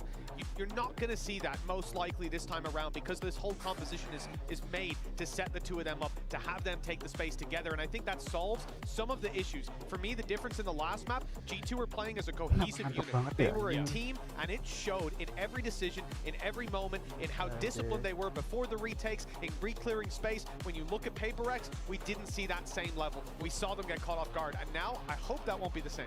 Think about the 3-man B pushes that they were doing, where they were able to flank so fast into all of those A-takes because of the control they have. That's more difficult to avoid when it comes to a map like Lotus when you're not running a Sentinel. So it's definitely going to have to be something in the back of PRX's mind that, okay, they're going to try and challenge us for space. Are they going to be making those like deep A pushes as we see so regularly? Are they going to have a sort of jump spotter on C that can give them that early information? And if they are, how do we shut that down? How do we make them play a little bit more scared? Because if you allow G2 to have all of that control on that defensive side, you're going to get blasted, I'll be honest. So you can't allow that to happen. No, you really can't. For PRX, the pressure is most certainly on. This map and the next need to go their way, and G2, well, they seem to be the more refined team, at least on the first map. We'll see if that changes as we're about to get into Lotus. G2's map pick, and they'll start this one out on the defense. yeah, I'm ready to get into this one. I think, especially for PRX, after having that map sort of slip away from them, starting on the attack is going to be good. Like, having the ability to set the pace, and that pace is going to be high tempo. For now, though, it's more of a spot. Jonah P's just looking for information, but he's taken the head clean off the Vike. Not the man I expected to be going first, I'll be honest with you. Yeah, I mean, last map, we saw him go first, and it was a disastrous round with Leaf finding a 4K. The A site taken by PRX, so at least they'll trade out the life of a man for the site control. Losing out on that Fade utility hasn't stopped them putting boots on the ground. But the retake from G2, quite quick. Paranoia is absolutely perfect. Something still gets away with one, and the nade is slowing them down. Nice disruption from PRX to start this off. Jonah P! He's just taken over! 3 headshots already, that Sheriff in his hand. It's looking like it has aim lock, looking for a little bit more, but the trade backs are still good. It might be all on Jonah P, fourth in the round, and finally he's put down. But Leaf is there to pick up the pieces. What a pistol round. Now I know what the P stands for. Precision. 1-0 for G2, and my goodness, yeah, we talked about Leaf, we talked about Jonah P, more so in their ability to get behind you and find those free kills when you ain't looking, but seems Jonah P's stepped it up a little bit. Look at this. Gorgeous first shot, and then these follow-ups are absolutely clinical. Even grabbing another to make it doable for Leaf in the end. Might have come close, down to 7 HP, Good round, but it's not close enough. It's literally only because Leaf has shields. That's the difference maker. It's unfortunate because, yeah, a hero that saves them, because PRX actually did very well, and they forced. They're going straight into the B site. They have got guns to play with, looking for those SMGs. And well, already speak about the pistols, but the trade from Trent gives them the advantage, and he backs away. He's doubled up, still has a Prowler to work with. Icy needs to keep control over Heaven. He's under pressure. Something already up close. They know that he's there, and the swing in from Leaf closes this one out. A double on the Stinger to put 2-0 on the board. Weapons upgraded as well. Same thing as last map. It's a decent follow-up round from PRX, but they force bought. That's the real problem. Like, round 2, that kind of damage, usually great, but now you haven't got the credits to capitalize on it. Yeah, it means that likely into the next round they'll come in with a 4-buy with everything they could ever need. Like, there won't be maybe light shields or something like you might normally see, but it also gives another round for economy to be built up. So you can see a slightly better buy than what they had in the last round for G2. I guess there's also just the thought process of, it is PRX. Maybe they do it again. And well, one of the only investments other than pistols is that Marshall. They've still gone for the Sheriffs, though. You know, even though things haven't been going their way, PRX are not going to lose their mojo. Still coming in, an opening pick towards the A site. Weapon on the floor. I actually think that was a Phantom, too, because there was a lot more upgrades than you might have thought in the last couple seconds before the barriers went up. Trent does well to manage the numbers of PRX. The Prowlers cleared out a lot of close space. They'll get back towards the stairs, but they're conscious that someone could already be close. He's kind of good with the Bulldog, you know? He's kind of good with it. Valorant. All three. It's not going to overface. Not really any need to. Icy already reclaiming a little bit of ground. Something does have the gun, but he's desperately low on health. You're dead. Actually, it's Divide to go down behind him. That is... Sees nade. Yeah. A troublesome position now. Something needing... Oh, maybe one of the craziest plays with how low he is. Having the rifle's not even that much of a hit, because a single bullet will leave him down in the dirt. Oh no. And well, Mindfreak's done well. That's at least a first. One more. Still hinging on something, and especially with Mindfreak going down. Once he finds the first, that's where things should stop. They haven't cleared him just yet, but, well, now he's been seen. Taken down, and the upgrade's just fine for G2. 3 players surviving. Phantom to be taken through to the next round. Some Bulldogs as well. At Bulldog, at Guardian. Perfect stuff. 3-0. Solid start for the defensive side. PRX, they've certainly shown that they're willing to brawl and able. And that may stand to them in the next round, but not just here. Yeah, the problem is, although they've kept the economy relatively honest, you're still going to have 5 rifles. You're still going to have enough to the next round anyway. And you got a 3-0 start. So it really does just put them on the back foot almost immediately. I think if PRX don't find a response here, this could very quickly get out of control. Oh yeah, it could spiral. Trent Well, I liked his Bulldog. Let's see how much I like his Odin. Sat inside of tree, spam already, gonna light up Jing a little bit and slow down the rest of the squad in clearing out that space. Slowing down PRX is something not a lot of players can do. He's just getting all the walls lit up, turning them into Swiss cheese, but PRX have waited out the spams. And in fact, they're going to fall back off it. Maybe just wanting to set up Mind Freak, but no, it's in fact just a ruse. No aggression on the other side. They've also baited out that they could have taken some tree control, and they are just going to full sprint their way towards the other side of the map. Now, it has been spotted. The deep turret gives Leaf the information, and they do have Nightfall to play with, so that's the other thing. It's possible that they're just going to look to play this as a retake, but instead, especially after the utility goes down, just going to fall back. I say that, still within the site, who hasn't been spotted again. It's Danger Man, Jonah P. Yeah. Sat in the smoke, waiting for it to fade. It's going to be a duel between himself and Jing, and it's Jonah P to win it and double up. Devi's gone. That should have been the trade. And instead, Forsaken as an impossible task. 4 players coming his way, and Nade used alongside a reveal. They know roughly where he is, and now the rest of the util comes in. The C's saved until they had the information. That's an absolutely gorgeous play. And a solid economy farming round for G2. 4-0 up, 4 players alive. Those credits are going to be sky high. Yeah, PRX got more done with the low buy. It really was. And again, you said it, the way that they saved a lot of their utility, like what they did there was put the snake bite on the left, so if he does manage to dodge the C's, he's getting vulnerable and then the player swings, or he gets hit by the C's and he has basically, I think it was 30 HP to try and fight versus the entirety of the team. They're so good at just putting utility into the right place, playing really safe, because we've seen so many teams lose crazy rounds to Forsaken. You've got to give the man his respect. And one of the things that often slows down those rotations is what PRX attempted. They moved quickly towards A, slowed down with the spams, waited, and then went up and opened the door. Like you said, they feigned that they could have been in tree. But then once the door was closed, they just put a Prowler in on G2 and went, oh, no one's there. I think they might be going somewhere else. And at that point, Jonah P gets into position. He's ready for that hit, and he does not leave. The man plants his feet in the ground and says, I'm standing here. Takes down Arlong Park. 4-0 for G2, and a timeout for PRX. They're already feeling the heat. Yeah, understandably so. Like, you've lost your own map choice.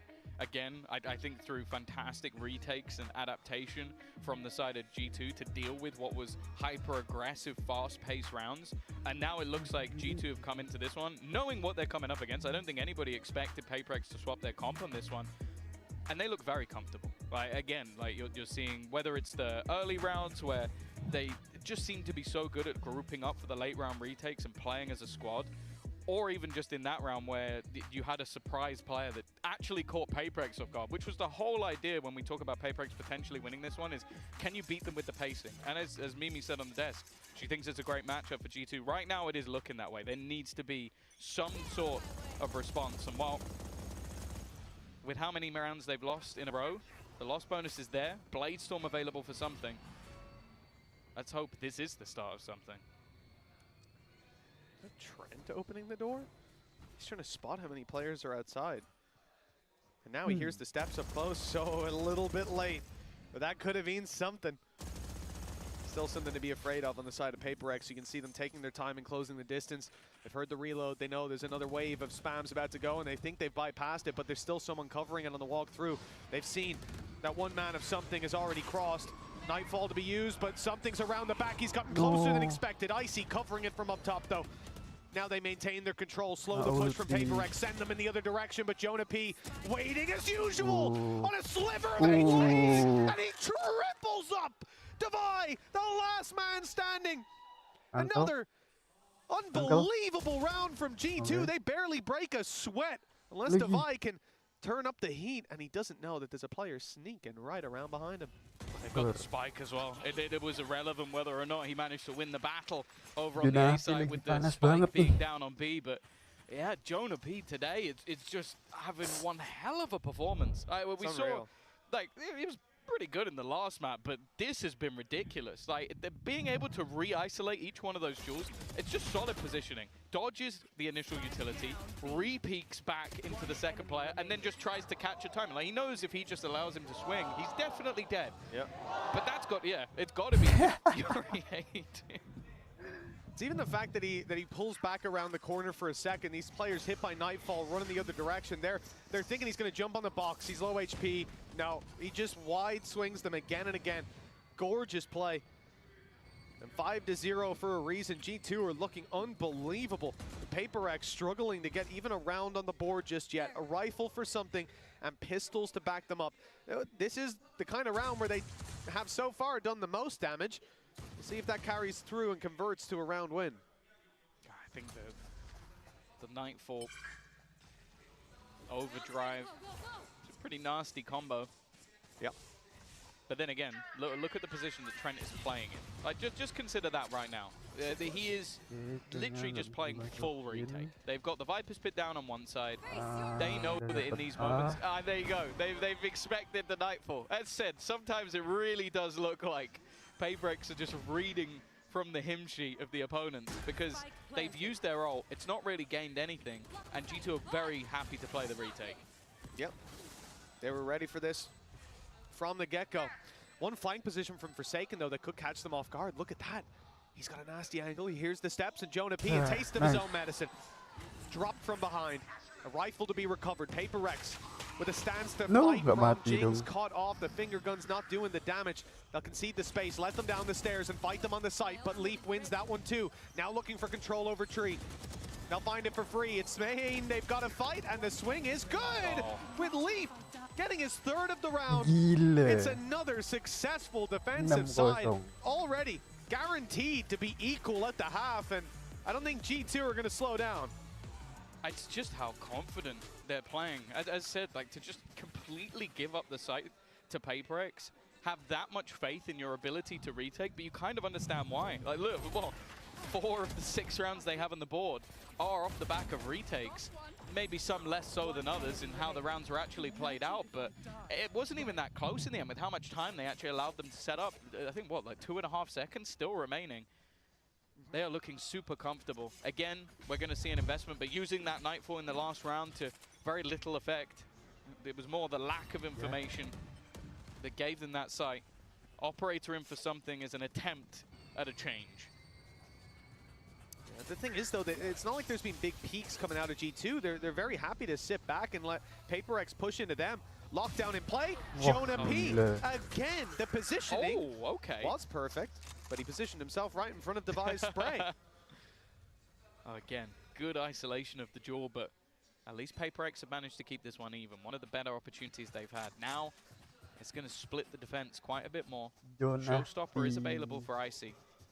So again, if they wanted to, they could lean further into these retakes, but you can see Valen is just going to be jump spotting. Now, all he's looking for is information, which he should get now, and there you go. And I think that may, have to wait and see, eventually switch the position of where Trent's playing. If Leaf swings this and they get the kill, they will run back in the other direction. In fact, they're going to do it anyways. Something. Now moving through to re-clear this space. He hasn't gotten the peak he wanted. The patience of G2 is commendable, to say the least. This swing, yes, it works out. Icy's down, but the trade attempt is there. Down to the shorty, closing the distance. Something playing a crazy game, upgraded to the rifle, downgraded. Perhaps a Leaf doubles it up, keeps it doable for their side. And Trent, Mind Freak knows he's up close, but now the info goes both ways. The spray comes close. Mind Freak got the adjustment for the double. The first round for PRX at long last. Yeah, I think, again, a lot of it comes down to just being able to get into that site and find the opener. Something does well with the operator and then just playing off of that late round. And again, even just the trade out through the smoke was pretty big because we've seen such high impact rounds from Jonah P. This will get them onto the board. It's just whether or not they can now try to extend things. Luckily, they do save that operator. So that's still going to be in play for this next round. And they have themselves the null command, which will have value in reducing Leaf setup. Instead, though, the defense have got aggressive on both sides of the map. Usually you talk about the push and the pull, but this was just the push. PRX found themselves the pick. It's been traded out on the other side. C-site left for a retake. Nano's broken already, one activated. We'll slow them down, section them off, but, actually, I love this. I adore this. A little bit of damage done. Jing and Forsaken now decently low, but the plant will come through. PRX have some ground to fight from. Yeah, Trant's trying to sell the ruse. Oh, here we Nade go. one side. Ah, he's been denied.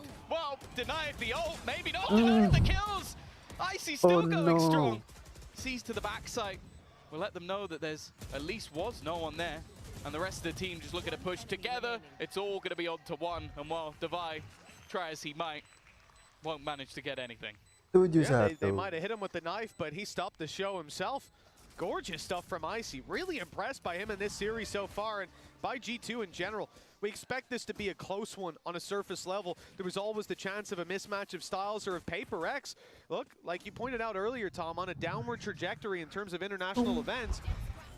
Last time they were at a Champs, Grand Finals, top 2.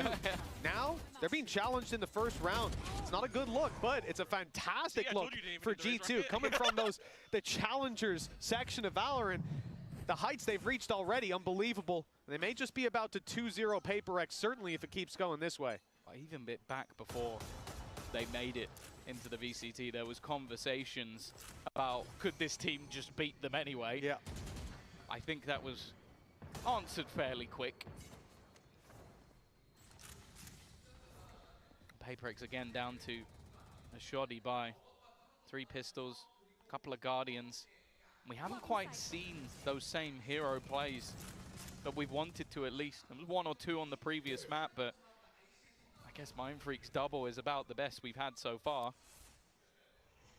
He did get them their first round. Now an attempt to just walk through. And well, that's going to be revealed. Solid utility. Maybe not the gun through. Or maybe it is. Maybe I'm wrong. I take it back. Somehow Gents made that work. Well, he's finally down. Too little, too late.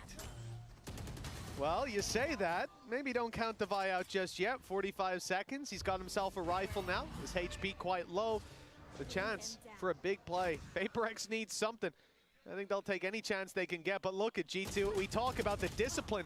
Good attempt by Devi. Baits out the first fight, knows there'll be a swing back sight because they've played enough rounds against G2. This isn't a squad that's going to send individual after individual to fight you. They group up, they play it together, and their reward is an 8-1 lead. But this man felt my heart skip a beat. It's the moment of realization. I think he sees the little bit of like smoke from the dash and goes, wait, what? Oh! Still manages to get the kill. Had a little bit of support from his friends. 8-1. Whether you were a G2 or PRX fan, I don't think you expected it to be this dominant. They have looked incredibly strong. As said, on the first map, PRX were in it at a point, and then the adaptations came in. At this point, it seems like G2 have been ready from the get-go. And G2 are adapting again. Aggressive push-up on B. They hear that A main control, and they realize it's just going to be the same old playbook. They're taking control, taking tree, and fighting sight. And that early flank is catching them off. No one's ready for it. Look at Mindfreak. He's staring forward. Jing's just about spotted them. And he will manage to at least do damage, making it doable for Mindfreak, who's grabbed the double. But again, the trades keep swinging in the other direction. So thanks to players like Jonah P. I don't understand how he does it again and again. Devi now has it all to do. He's got the right gun for the job. Gonna try to brr them out of this one, but it's gonna be difficult. Nice lineup. Good spam, but they're going right back. They're playing the same game. Diffuse already past half, and it's too far gone. The spray might be good for 1. He jumped across and killed him. One's all they get. 9-1 on the board, Tom. This is a devastating start to map 2. And well, G2's map pick for a reason, I suppose. Yeah, even still, like it's been a solid map for PRX. They're just getting shut down. As I said, last time they played Jing, I think it was 28-14. He's 2-10. Like, he's not been in the game at all. I don't remember saying his name once. Like, it really that never happens. That never happens. He's one of the best individually skilled players we have in Valorant, but right now it seems like individual skill doesn't matter. Whoever they face off against, they're getting destroyed. Like, this is a pure team performance. The reads are impeccable. Like, every time that Nightfall is online for Trent, he is out of the sight, and then he's going back in. And they are so happy to do that. We mentioned the flanks. I think this is the first time the flank has really been a big issue because they haven't needed to. They've had to read so often to get players in the right place, so they haven't needed to go around the flank. They throw it in here, and it does catch players. They also have fights from the broken door. Like, there's so much cohesion from this G2 roster, and that is the difference. Is it individual skill winning them all of these rounds? No. It is the cohesion between the players that they'll be supporting until, okay, Jonah P has won them a couple of rounds with straight BS. Yep. Like, just like 100%. unbelievable 100%. From the positioning and skill, but like, other than that, they're just outclassing. Oh, 100%. Like, at this point in time, people have been telling me for a while, Americas is so far ahead of you. This is their number 2. I mean, they're playing a damn clean game. I'm getting worried. I'm starting to sweat a little bit, and I don't think it's just the temperature here. G2. Well, I'll also say, I feel like there's even an argument if they are the number 2 because of how close. Their final, right? Yeah. It was OTs and 13, 15, 14, 16, then they won 13-9 and lost it. Yep. This team is number 2 in a technicality. Yeah, and after their performance at the last international, yep, even less so. They have looked incredibly good. But this is just every single round, man. It's just clean. The ideas, the executions. Nobody is greedy on this squad. Everyone's just playing it for the numbers to win the game, and that's all you can ask for. Whalen starts it off. Will be a trade, but he's taken a lot of damage. A more direct approach this time from PRX, but I'm going to sound like a broken record. These retakes have been stellar. Something's trying to get ahead of it. I really don't mind him pushing up, trying to fight more aggressively. They haven't been able to hold. Yeah, Jonah P lagi. Double from Jonah P. Masa iya kalah? He's left to fight this alone. Oh, it's a bit of a wide swing, but they'll peek it together. Forsaken puts the second round onto the board with 3 kills. At least something. Maybe they can start looking at curses.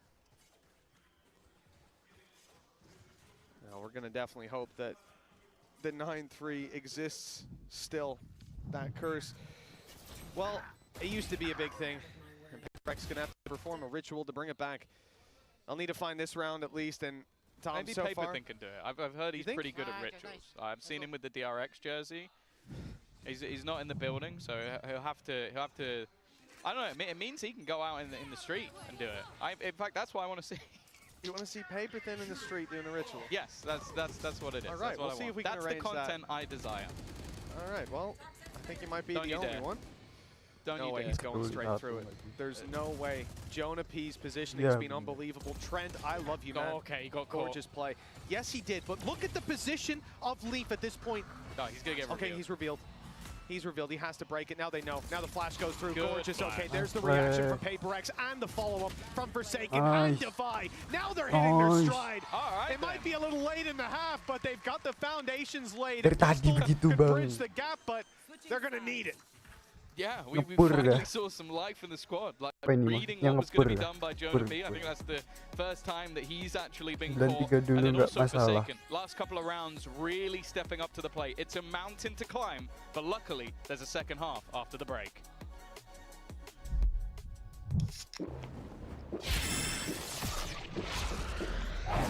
Red Bull gives you wings.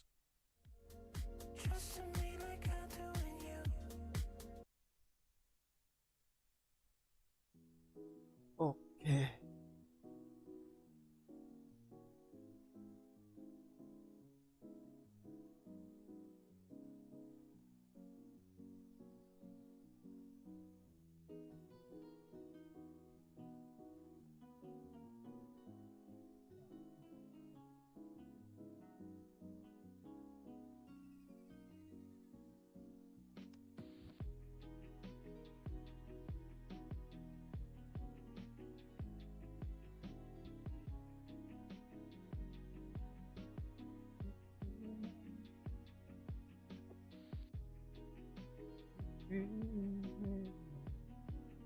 Amen.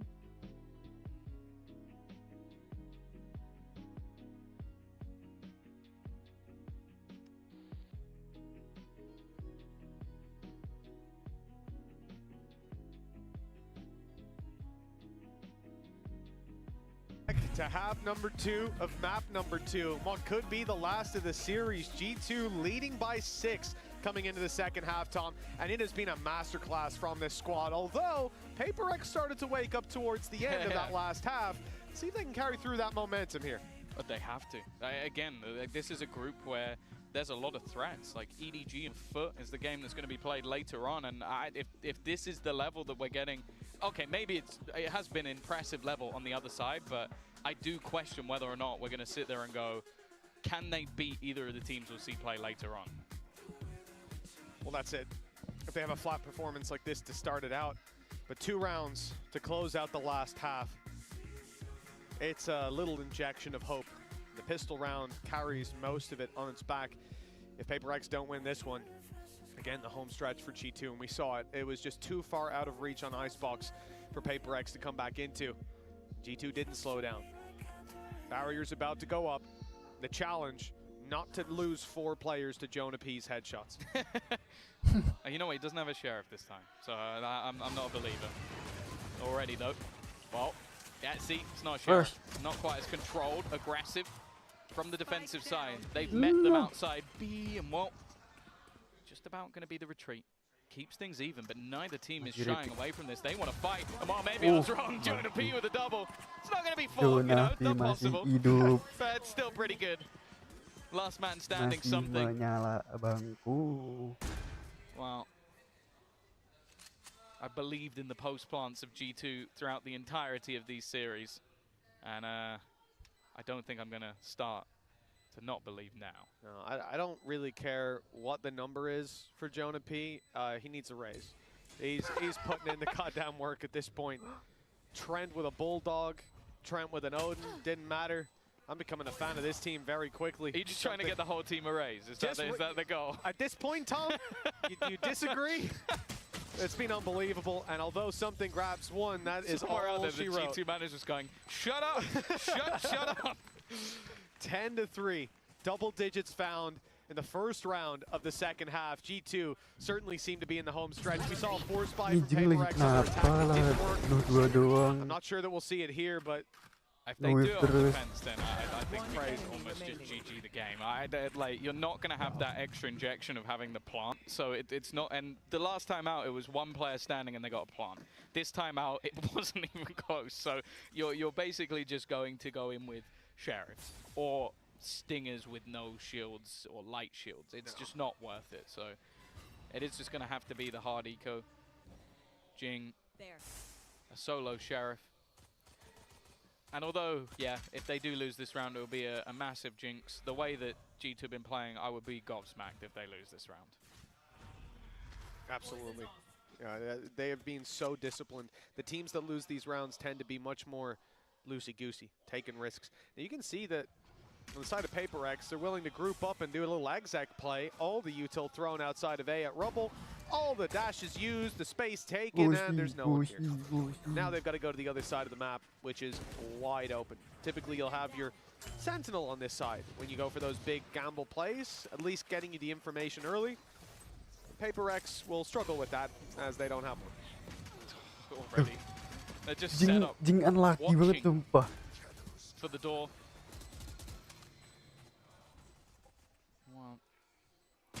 He's going to be met by Leaf. It's only a pistol player, so not the end of the world, but we'll garner him an extra orb at least. For the rest, yeah, they've dropped a couple of players. This really isn't bad! Where did that come from? Again, Forsaken. Giving him at least life. There's time for this. They're going to have to move quickly, and they're desperately low. Valen, a safe pair of hands, but not this time! All right then. Maybe the caster curse does exist because somehow they managed to win that round. Unbelievable, 42 HP between them as well. MasterCard Thrifty pulled out of absolutely nowhere. Typically when we see those, there's at least a small bit of investment, but this really came out of the blue. Double digits for G2, sure, but that lead not extended on, and now the economy in a tough spot. Hey, of all the ways to start this half out, this may well end up being one of the best for PRX, surprisingly. Yeah, I wouldn't recommend it as something you should attempt. That's not a foolproof strategy, that's for sure. It's funny as well because the time they invested into round number 2 as a force buy, it failed miserably. And the time they didn't, they win with 2 players standing. It's the most PRX thing on the planet. And here goes Jing, continuing that train of thought. He's looking to battle and brawl, maybe get some confidence back. He's definitely had a bit of a rough map so far, but I don't think anybody's doubting that he can turn it around. Yeah, that was his 3rd kill so far. Push up from something, good space taken. Turret not watching this angle, and it's left open for a moment. He has the timing. He has it perfectly, and he's not greedy. Just taking the one and backing off, holding the position now. Trent and Icy, the last 2 standing, and it looks like PRX have really found themselves a way back into this series, back into this map, more importantly. 5th soon to come on the board with this firing squad waiting for them. And it's nice and easy, just leaving Trent, just a Sheriff, and if he wins this one, PRX may just walk off the stage. 10-5. Okay. Halfway there. It's still a long, long road to go. And I think we know that getting back into the buy rounds is where the expectation changes. But I do think that just boost of confidence, like winning a round like that, gets everybody hyped up, gets the blood pumping. Also just proves, you know, we can take these rounds away from them. We can still get away with the stuff that we've been attempting and that has failed. I think Forsaken, a lot of the time, puts the world on his back when things are going bad. We saw that in Madrid as well, one of the craziest shotgun plays, no, the craziest shotgun play I've ever seen. Question now is how far does that go? Forsaken certainly not afraid. And you mentioned about the confidence, it's a big factor. Something certainly has it. Already going up aggressive on A. He's got backup, Prowler coming around, spotting a player close left, and he decides to back off. Yeah, this is a wise choice, knowing there could be a swing coming out from both directions. Can't see someone like Jing slow it down even after a couple of bad rounds. Well, more than a couple. This Neon, he needs to be taking space, and he's done just that. Now they can start to rotate to the other side of the map. They'll be a little bit late, and Mind Freak seems to be just conceding the control. Forsaken's knife not yet back online. He's put the fragment in, but it's only going to deny them the close corner. I think they're going to have to give this one up. Again, looking to play the retake. Plant. Not going to be denied just yet as they wait patiently for everybody to arrive. Taking the leaf out of G2's book. PRX on the way in, and up he goes, but Jing not landing the shot. The trade is good nonetheless. He causes the chaos. Trent, though, manages the recovery, and Jonah P's there to help out. Forsaken, now the last man standing, misses the jump up top, or maybe he intended to stay below. He almost caught Trent off guard, but the reactions of this guy, unbelievable. Another triple for Trent, and 11 rounds now on the board. The home stretch well and truly in full swing for G2. God, it's not like the other side where G2 can wait for their retakes and just everything falls into place. I don't mind the idea of the sort of the jump up from Jing, even if it's just the surprise factor of it. But again, whether it's Jonah P, whether it's Trent, like just having these positions to just almost maneuver around. That seems to be what's just so impressive about every player on this squad is their positioning. Again though, financially, PRX after the round, they won off pistols. Economically going to be good. That looked close, but no cigar. Just a hair away, but it's enough. PRX don't claim the early advantage. G2 stacked up and ready to blitz out of this choke point. If they go for it, they could be in trouble. You've got Jing and Mind Freak ready to exact vengeance on them. Instead, the spike is shifting towards the B side. A bit of a split with some going C where they know that there's an op. You have to imagine there'll be deep utility used here to push them off the angle. Indeed, it's going to be the Prowler sent through, and it's caught him up close, got the op shot out. Now they've claimed the angle on the side of G2, but is the spike going towards B? I mean, Leaf's already taken the space, the door's open, Nightfall goes through. It's a confusing one for PRX to read, and if they had an IGL, he'd be panicking about now. Forsaken, under pressure, manages the one. They need a little bit more, and it's something Jing to deliver. Leaves Valen alone. First goes his way. Now he can back out of there. Has the spike in his hand. They know exactly where he is, and something, well, a little bit too quick to allow him to get away. A 6th round onto the board for PRX. A big one to win as well. It's going to put the economy of their opponents right on the back foot once again. And that is, again, the thing. Just how disruptive this team can be. The rotations of Forsaken, selling the idea that, okay, he's gone down, Jing can now swing off the same position. And then this man at the back of the site I'd give him anything, and he's not going to miss those shots. Still, a long way back. But these sort of back and forth rounds, well, at least winning one and then losing it straight back, is probably the best thing that could have happened for PRX, because it means that financially, again, G2 are in trouble. Up reposition this time, playing on the A side to allow PRX to push up on C and take that space. Problem is they can't commit to so many players on Mound because they have to go back to clear B. That leaves Jing isolated when the fight comes down. G2 able to take that pick for free. And now well, the world's their oyster. They can take it where they want. Turret still covering their back, but it's about to be out of range. Looks like commitment to the C site, and it certainly is. Straight through his Icy, has Showstopper to use, but not anymore. Mindfreak keeping control over the back. He's lit down by the spams and has to be a bit more passive now. The rest of his team on the rotation. Two stack up on B and one further, but they don't know that the snake in the grass yet again, the Viper down below, is on his way. And he's just wrapping for free. It could be an easy kill. He's gone into the smoke, though. A moment of solace for Mindfreak, but he doesn't expect there to be a player there. Forsaken's blindsided, and Mindfreak low on the site will struggle to stop this plant. He's trying his best. 30 seconds At least one comes up for Divine. Now the time is ticking. This brings things back to even. It's whether or not they want to try and use the Viper's pit, but it might make it tougher to plant. Another one for Mindfreak. Leaf tagged desperately low. It has to be Trent. It needs to be him to try and get something done. And 15 seconds left. Plenty of players to find, and in fact, it's a man that started it all. Mindfreak with 3. Reason I have this man's jersey at home, Tom. Phenomenal player, and a big round from him. Dodging the spam first. His timing on the Shrouded Step was unbelievable. Forsaken was unfortunate to get caught blindsided as he walked back through, but the spams here, absolutely gorgeous. Not just taking down Valorant, not just taking down Jonah P. I believe it was there. You see it in the Leaf as well. 3 players going down through the wall. The play cam there's quite funny. It looks like he's celebrating before he got the kill. He's gonna peek me, watch this. 11-7. PRX are on that road to recovery. Now the ultimates weren't used by G2, so they still have them going into this round. Viper's Pit, Showstopper, but they built up on the other side as well.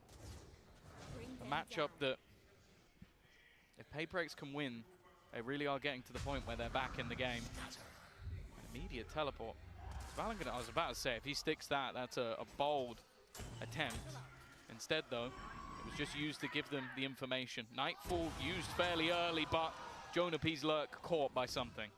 Yeah, who could have guessed Jonah P would be lurking in this game? Seems something certainly hit the nail on the head.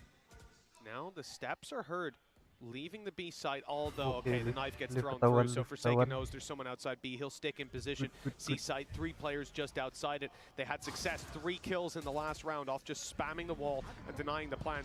Looks like they're not going for that this time. Instead, it's Jing running around the nade for Forsaken, and Jing steps right into it. He is farming them up. And on 9 HP, Brave to use this ult through a smoke. And Leaf now has a real chance. 1v1 against the op. This round was looking done. It looked like it was already in the bag, and instead, there is going to be a challenge. The op not going to be the best for spamming through that wall. Something has to hope that he'll find an angle. Leaf knows once this ult goes off, he has time to get the plant in. Going for it. Something's wild, spams, perhaps no. He's instead going to close the distance, keep the element of surprise up his sleeve, and try to isolate this man. Caught scoping in. There's a big danger, but he's picked the right angle. It's not over yet for PRX. They pushed up to 8. It's just a back and forth. It feels like they've pulled G2 into the mania that is PRX. With battles and brawls, a 3v1 that Leaf almost manages to turn, but again, a safe pair of hands is something with that operator. Jing, though, just the fact he's playing. Again, we've seen this earlier in the tournament, just playing through the fragments. And that is filthy. Just couldn't quite get it done on the last. G2, after losing 5 of the last 6 rounds, are going to take themselves a pause. I think a necessary one as well, because we've said in the last map, they were able to weather the storm. They were able to play up against PRX's style with them taking aggressive mid-control, them running it down. They were playing it perfectly in those retakes, and in the post plants, they were sublime. PRX have started to deny them getting those plants, and that's where it becomes a little bit more problematic. Well, you're seeing the first timeout for G2. Haven't had to use any so far. Remember, this was, what, 9-3 at the halftime? An impressive, and the pistol went to G2. So a really impressive This could have been recovery. over like 10 minutes ago. In fact, with most teams, with most games, it would have been over. Yeah. But PRX have started to find themselves a little bit. And with 3 rounds in between them, it is definitely the time for G2 to touch base with the coaching staff. This round, not likely to be the one that they win. They've got pistols. They're very light investing. No heavy shields whatsoever. A few ultimates online. But, again, unless you see Jonah P headshot 3 people, or 2 maybe, you're not likely to see that showstopper pulled into effect, unless there's a big mistake from PRX. Yeah, same for his Viper's pit as well. It's like you've got a stinger in case that eventuality comes about, but a lot more is needed. It's so aggressive. Already, immediately taking control towards that C site. It's left something alone. This could actually be the bigger problem for them. He's going to manage to dodge, but they're trying to pressure. With a low buy, looking to get as close as they can. He's repositioned, but the shots are missed. He's now somewhat stuck in the mud, and they're waiting for that rotation to come back in. Shots connecting. Icy found another one, and he goes for even more. He's not even needing that showstopper when he's got the pistol in hand. Trent's behind as well. He was biding his time on B, and there's no way they expect him to be here at this stage. He's recovered a rifle, and it's the freest kill of his life with Jing down and out. What a way to push up to 12 from G2, a round that seemed like they wouldn't have a chance in. They had nothing but pistols for the most part, and here they are. Just Devi, 1 against 4, a Viper's pit to fight through. Icy, who's popping off everyone on rifles, bar Jonah P, who doesn't give a damn inside his pit, and a showstopper just for good measure. This is a disastrous outcome. And sure, he takes down 1, but that matters little to G2 right now. A 3K for Icy, a MasterCard Thrifty, and with that, 4 chances to take the series with a G2-0. It's going to be the thorn in their side, a slip up, and one that it's unfortunate. Like you put your operator on one side, and I thought that was going to be the main problem of the round, but it's mainly just the fact that Icy's able to wrap back in, and then I think he spots, that's it, it's just the shrouded step. He sees just a tiny bit of information and is completely ready for anything Mind Freak is going to do. 12-8. Operator now gone as well. Can't be back on the board for PRX in this round. It's been a huge part of what they have. Jing, he's gone as well. And the showstopper's active, but Mind Freak's up top. No one was close enough to trade him out. Big swing from Devi as well. They'll double up on it. PRX now with the advantage. They punish the early rubble control. The response seems to be to take it the other direction. The steps are heard as Valen moves up towards B main. They know that he's on his way here, and something is more than ready to execute him. But Valen starts to run back. Timing for something isn't great because the turret's still there. It's going to catch him and give the information. They know that push has come through, but it does get the rotation to the C site. But that's the thing. If he doesn't peek that, it will have actually been a perfect stack up for them on the C site. Now G2 can call into question, okay, if he's pushed up, they know it's not B. They know the fake that we sold isn't going to be there. Forsaken under pressure, but he can't afford to give the game away here. And well, but now already they've lost 1. This is an awkward fight to take. He's just about going to make it around the corner. Trent is so smart. He throws the reveal and then just swings it, knowing that they're probably going to go for the peak. Nightfall goes through in the back of that. Forsaken catches Valen, though. A huge kill, but with the Nightfall hitting, Trent takes his moment to go for the flank, moving around through heaven, sees that it's clear. Now you know that the defender spawn is not where they're coming from.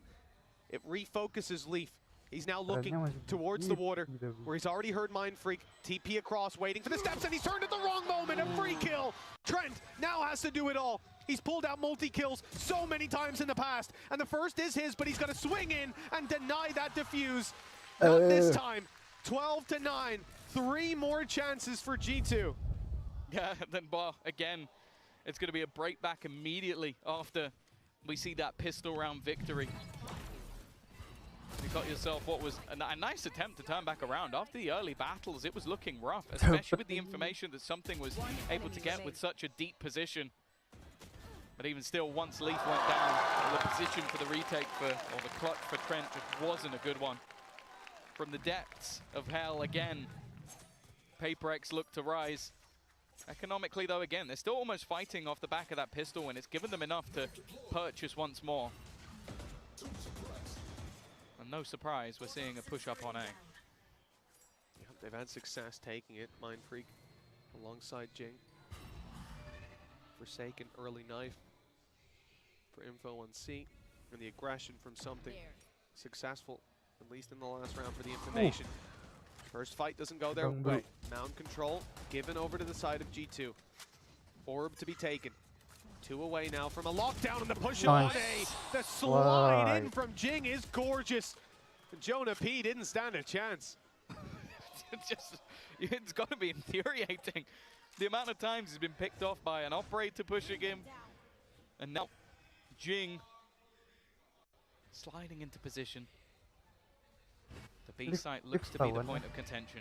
Smokes out, paranoia, utility, but there seems to be a point where they might look to just push through this. I didn't expect that. Now Icy has managed to put down 2. It's not the play you expect to see with the Odin. And now Mind Freak's gone as well. The perfect combo. It's left onto the man who started this comeback. Forsaken, 1v4. Devastating round. Let's see if he can do it. And no, immediately shut down. G2, 13-8 and 13-9. They were the better team here today. And the man on your screens, ice cold with it. This guy is unbelievable. His raise popped off, but you got to commend G2. They look like such a clean machine on the server. This is someone that and anyone in this tournament should be scared to face. Oh yeah, for sure. I think coming into this group, there was a lot of doubt about who would be making it through, but I think most, if not everyone, should have looked at G2 as the favorites. This team has been on an upward trajectory all the way through the year, ever since making it in.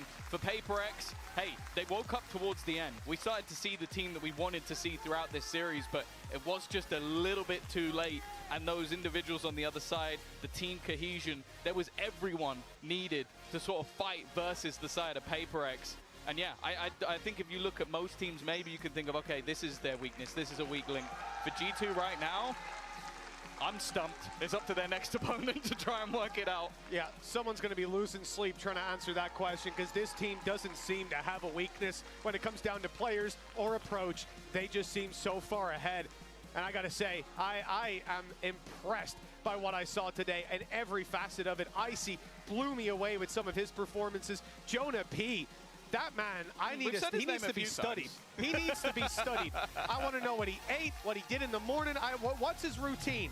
I'm copying it once there's no walking involved. And Trent, look, here it is. Here it is with the pistols as well, the 4K that kicked it off. And this set the tone for the map, and I don't think the tone changed. There was a little moment. I would say there was a decent moment. PRX picked it up at the end, but down, again, they made it competitive. Just too far behind, and that was our fear going into the second half. For sure. No, I think the retakes were incredible. Like, that was unreal. What really made this team look like they shine. I think on both maps, but this map in particular, it was just ridiculous. Whether it was saving utility for the late round, just having it to combo a player out of position, or even just general cohesion and fundamentals from these players. Like, they are so in sync with each other.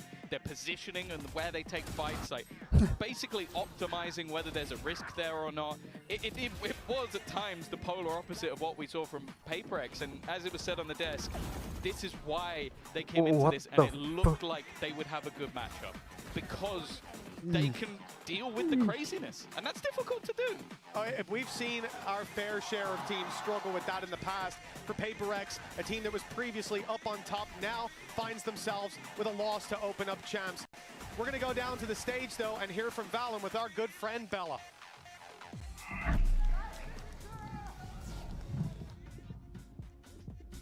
Hello everyone, welcome to the post-match interviews with your host Bella. I'm joined by G2's Valiant. Congratulations Valiant on your win! Thank you. 오늘 첫 번째 경기 G2의 발린 선수 만나보겠습니다. 승리 정말 축하드립니다. 이제 유일하게 G2가 어센션 팀에서 챔피언스를 진출하게 됐는데, 그리고 이전에 또 다시 한번 PRX를 오늘 이긴 승리 소감 한번 먼저 들어보겠습니다. The only Ascension team in champs, and yet once again you took down PRX. How is that? How does that win taste? It feels very good to come out for our first match and come out with the victory. We know it's going to be a long journey, but to start off strong means a lot to us. We put a lot of effort and preparation for this match, so I'm glad that it all paid off, and the boys showed a great game today, so thank you to my team. 이번 챔피언스를 통해서 이제 첫 경기를 정말 좋게 출발하게 돼서 너무 기쁘고요. 친구 이제 팀원들도 그렇고 이제 앞으로 이길 경기들이 많이 남아 있지만 첫 출발이 좋아서 엄청 기쁘다고 하네요.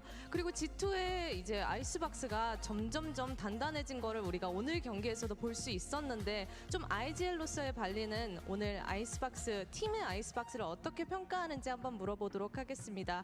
Your icebox has been getting more solid by each game. Yeah. And how would you rate, or what are your thoughts? How confident are you about your team's icebox? Yeah, so we've had some devastating losses on that map. Obviously, some almost 13-0s, like really bad results, but it's always been a top map for us in scrim, so we don't shy away from it. We know it's a good map for us, and we just have to look back at the VODs when we lose and iron out some little details, because it always comes down to the tiny things for us. Right. And from there, you know, we just took it match by match, and now it feels really confident, so I kind of dare teams to pick it. 이제 원래 아이스박스가 스크림에서는 항상 탑픽이었기 때문에 뭔가 자신감은 항상 있었지만 이제 안 좋았던 경기들이 몇 번 있어서 오늘 이번 이제 경기를 통해서도 이제 G2의 아이스박스는 준비가 됐고 다른 팀들도 저 도전장을 내밀었으면 좋겠다고 이야기를 하네요. 그리고 가기 전에 마지막으로 승부 예측 한번 물어보도록 하겠습니다.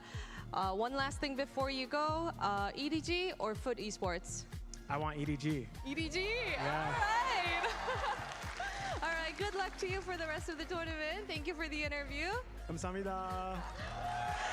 And that was G2's Valen, and we'll have to see if he's right, because we have EDG versus Foot Esports coming up after the break. Bye-bye! Halo.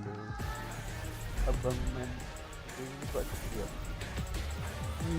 Emang beginilah.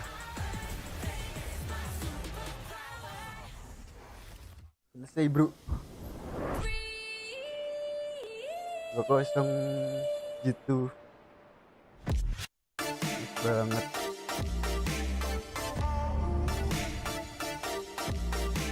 Empet gak ya? Malas.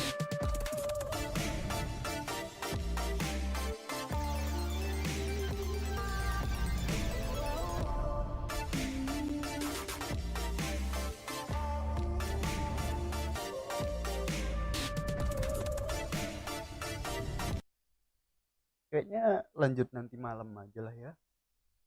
Main Palu, nge-push Palu. Thank you udah nonton. Thank you yang udah nge-like. Bye-bye.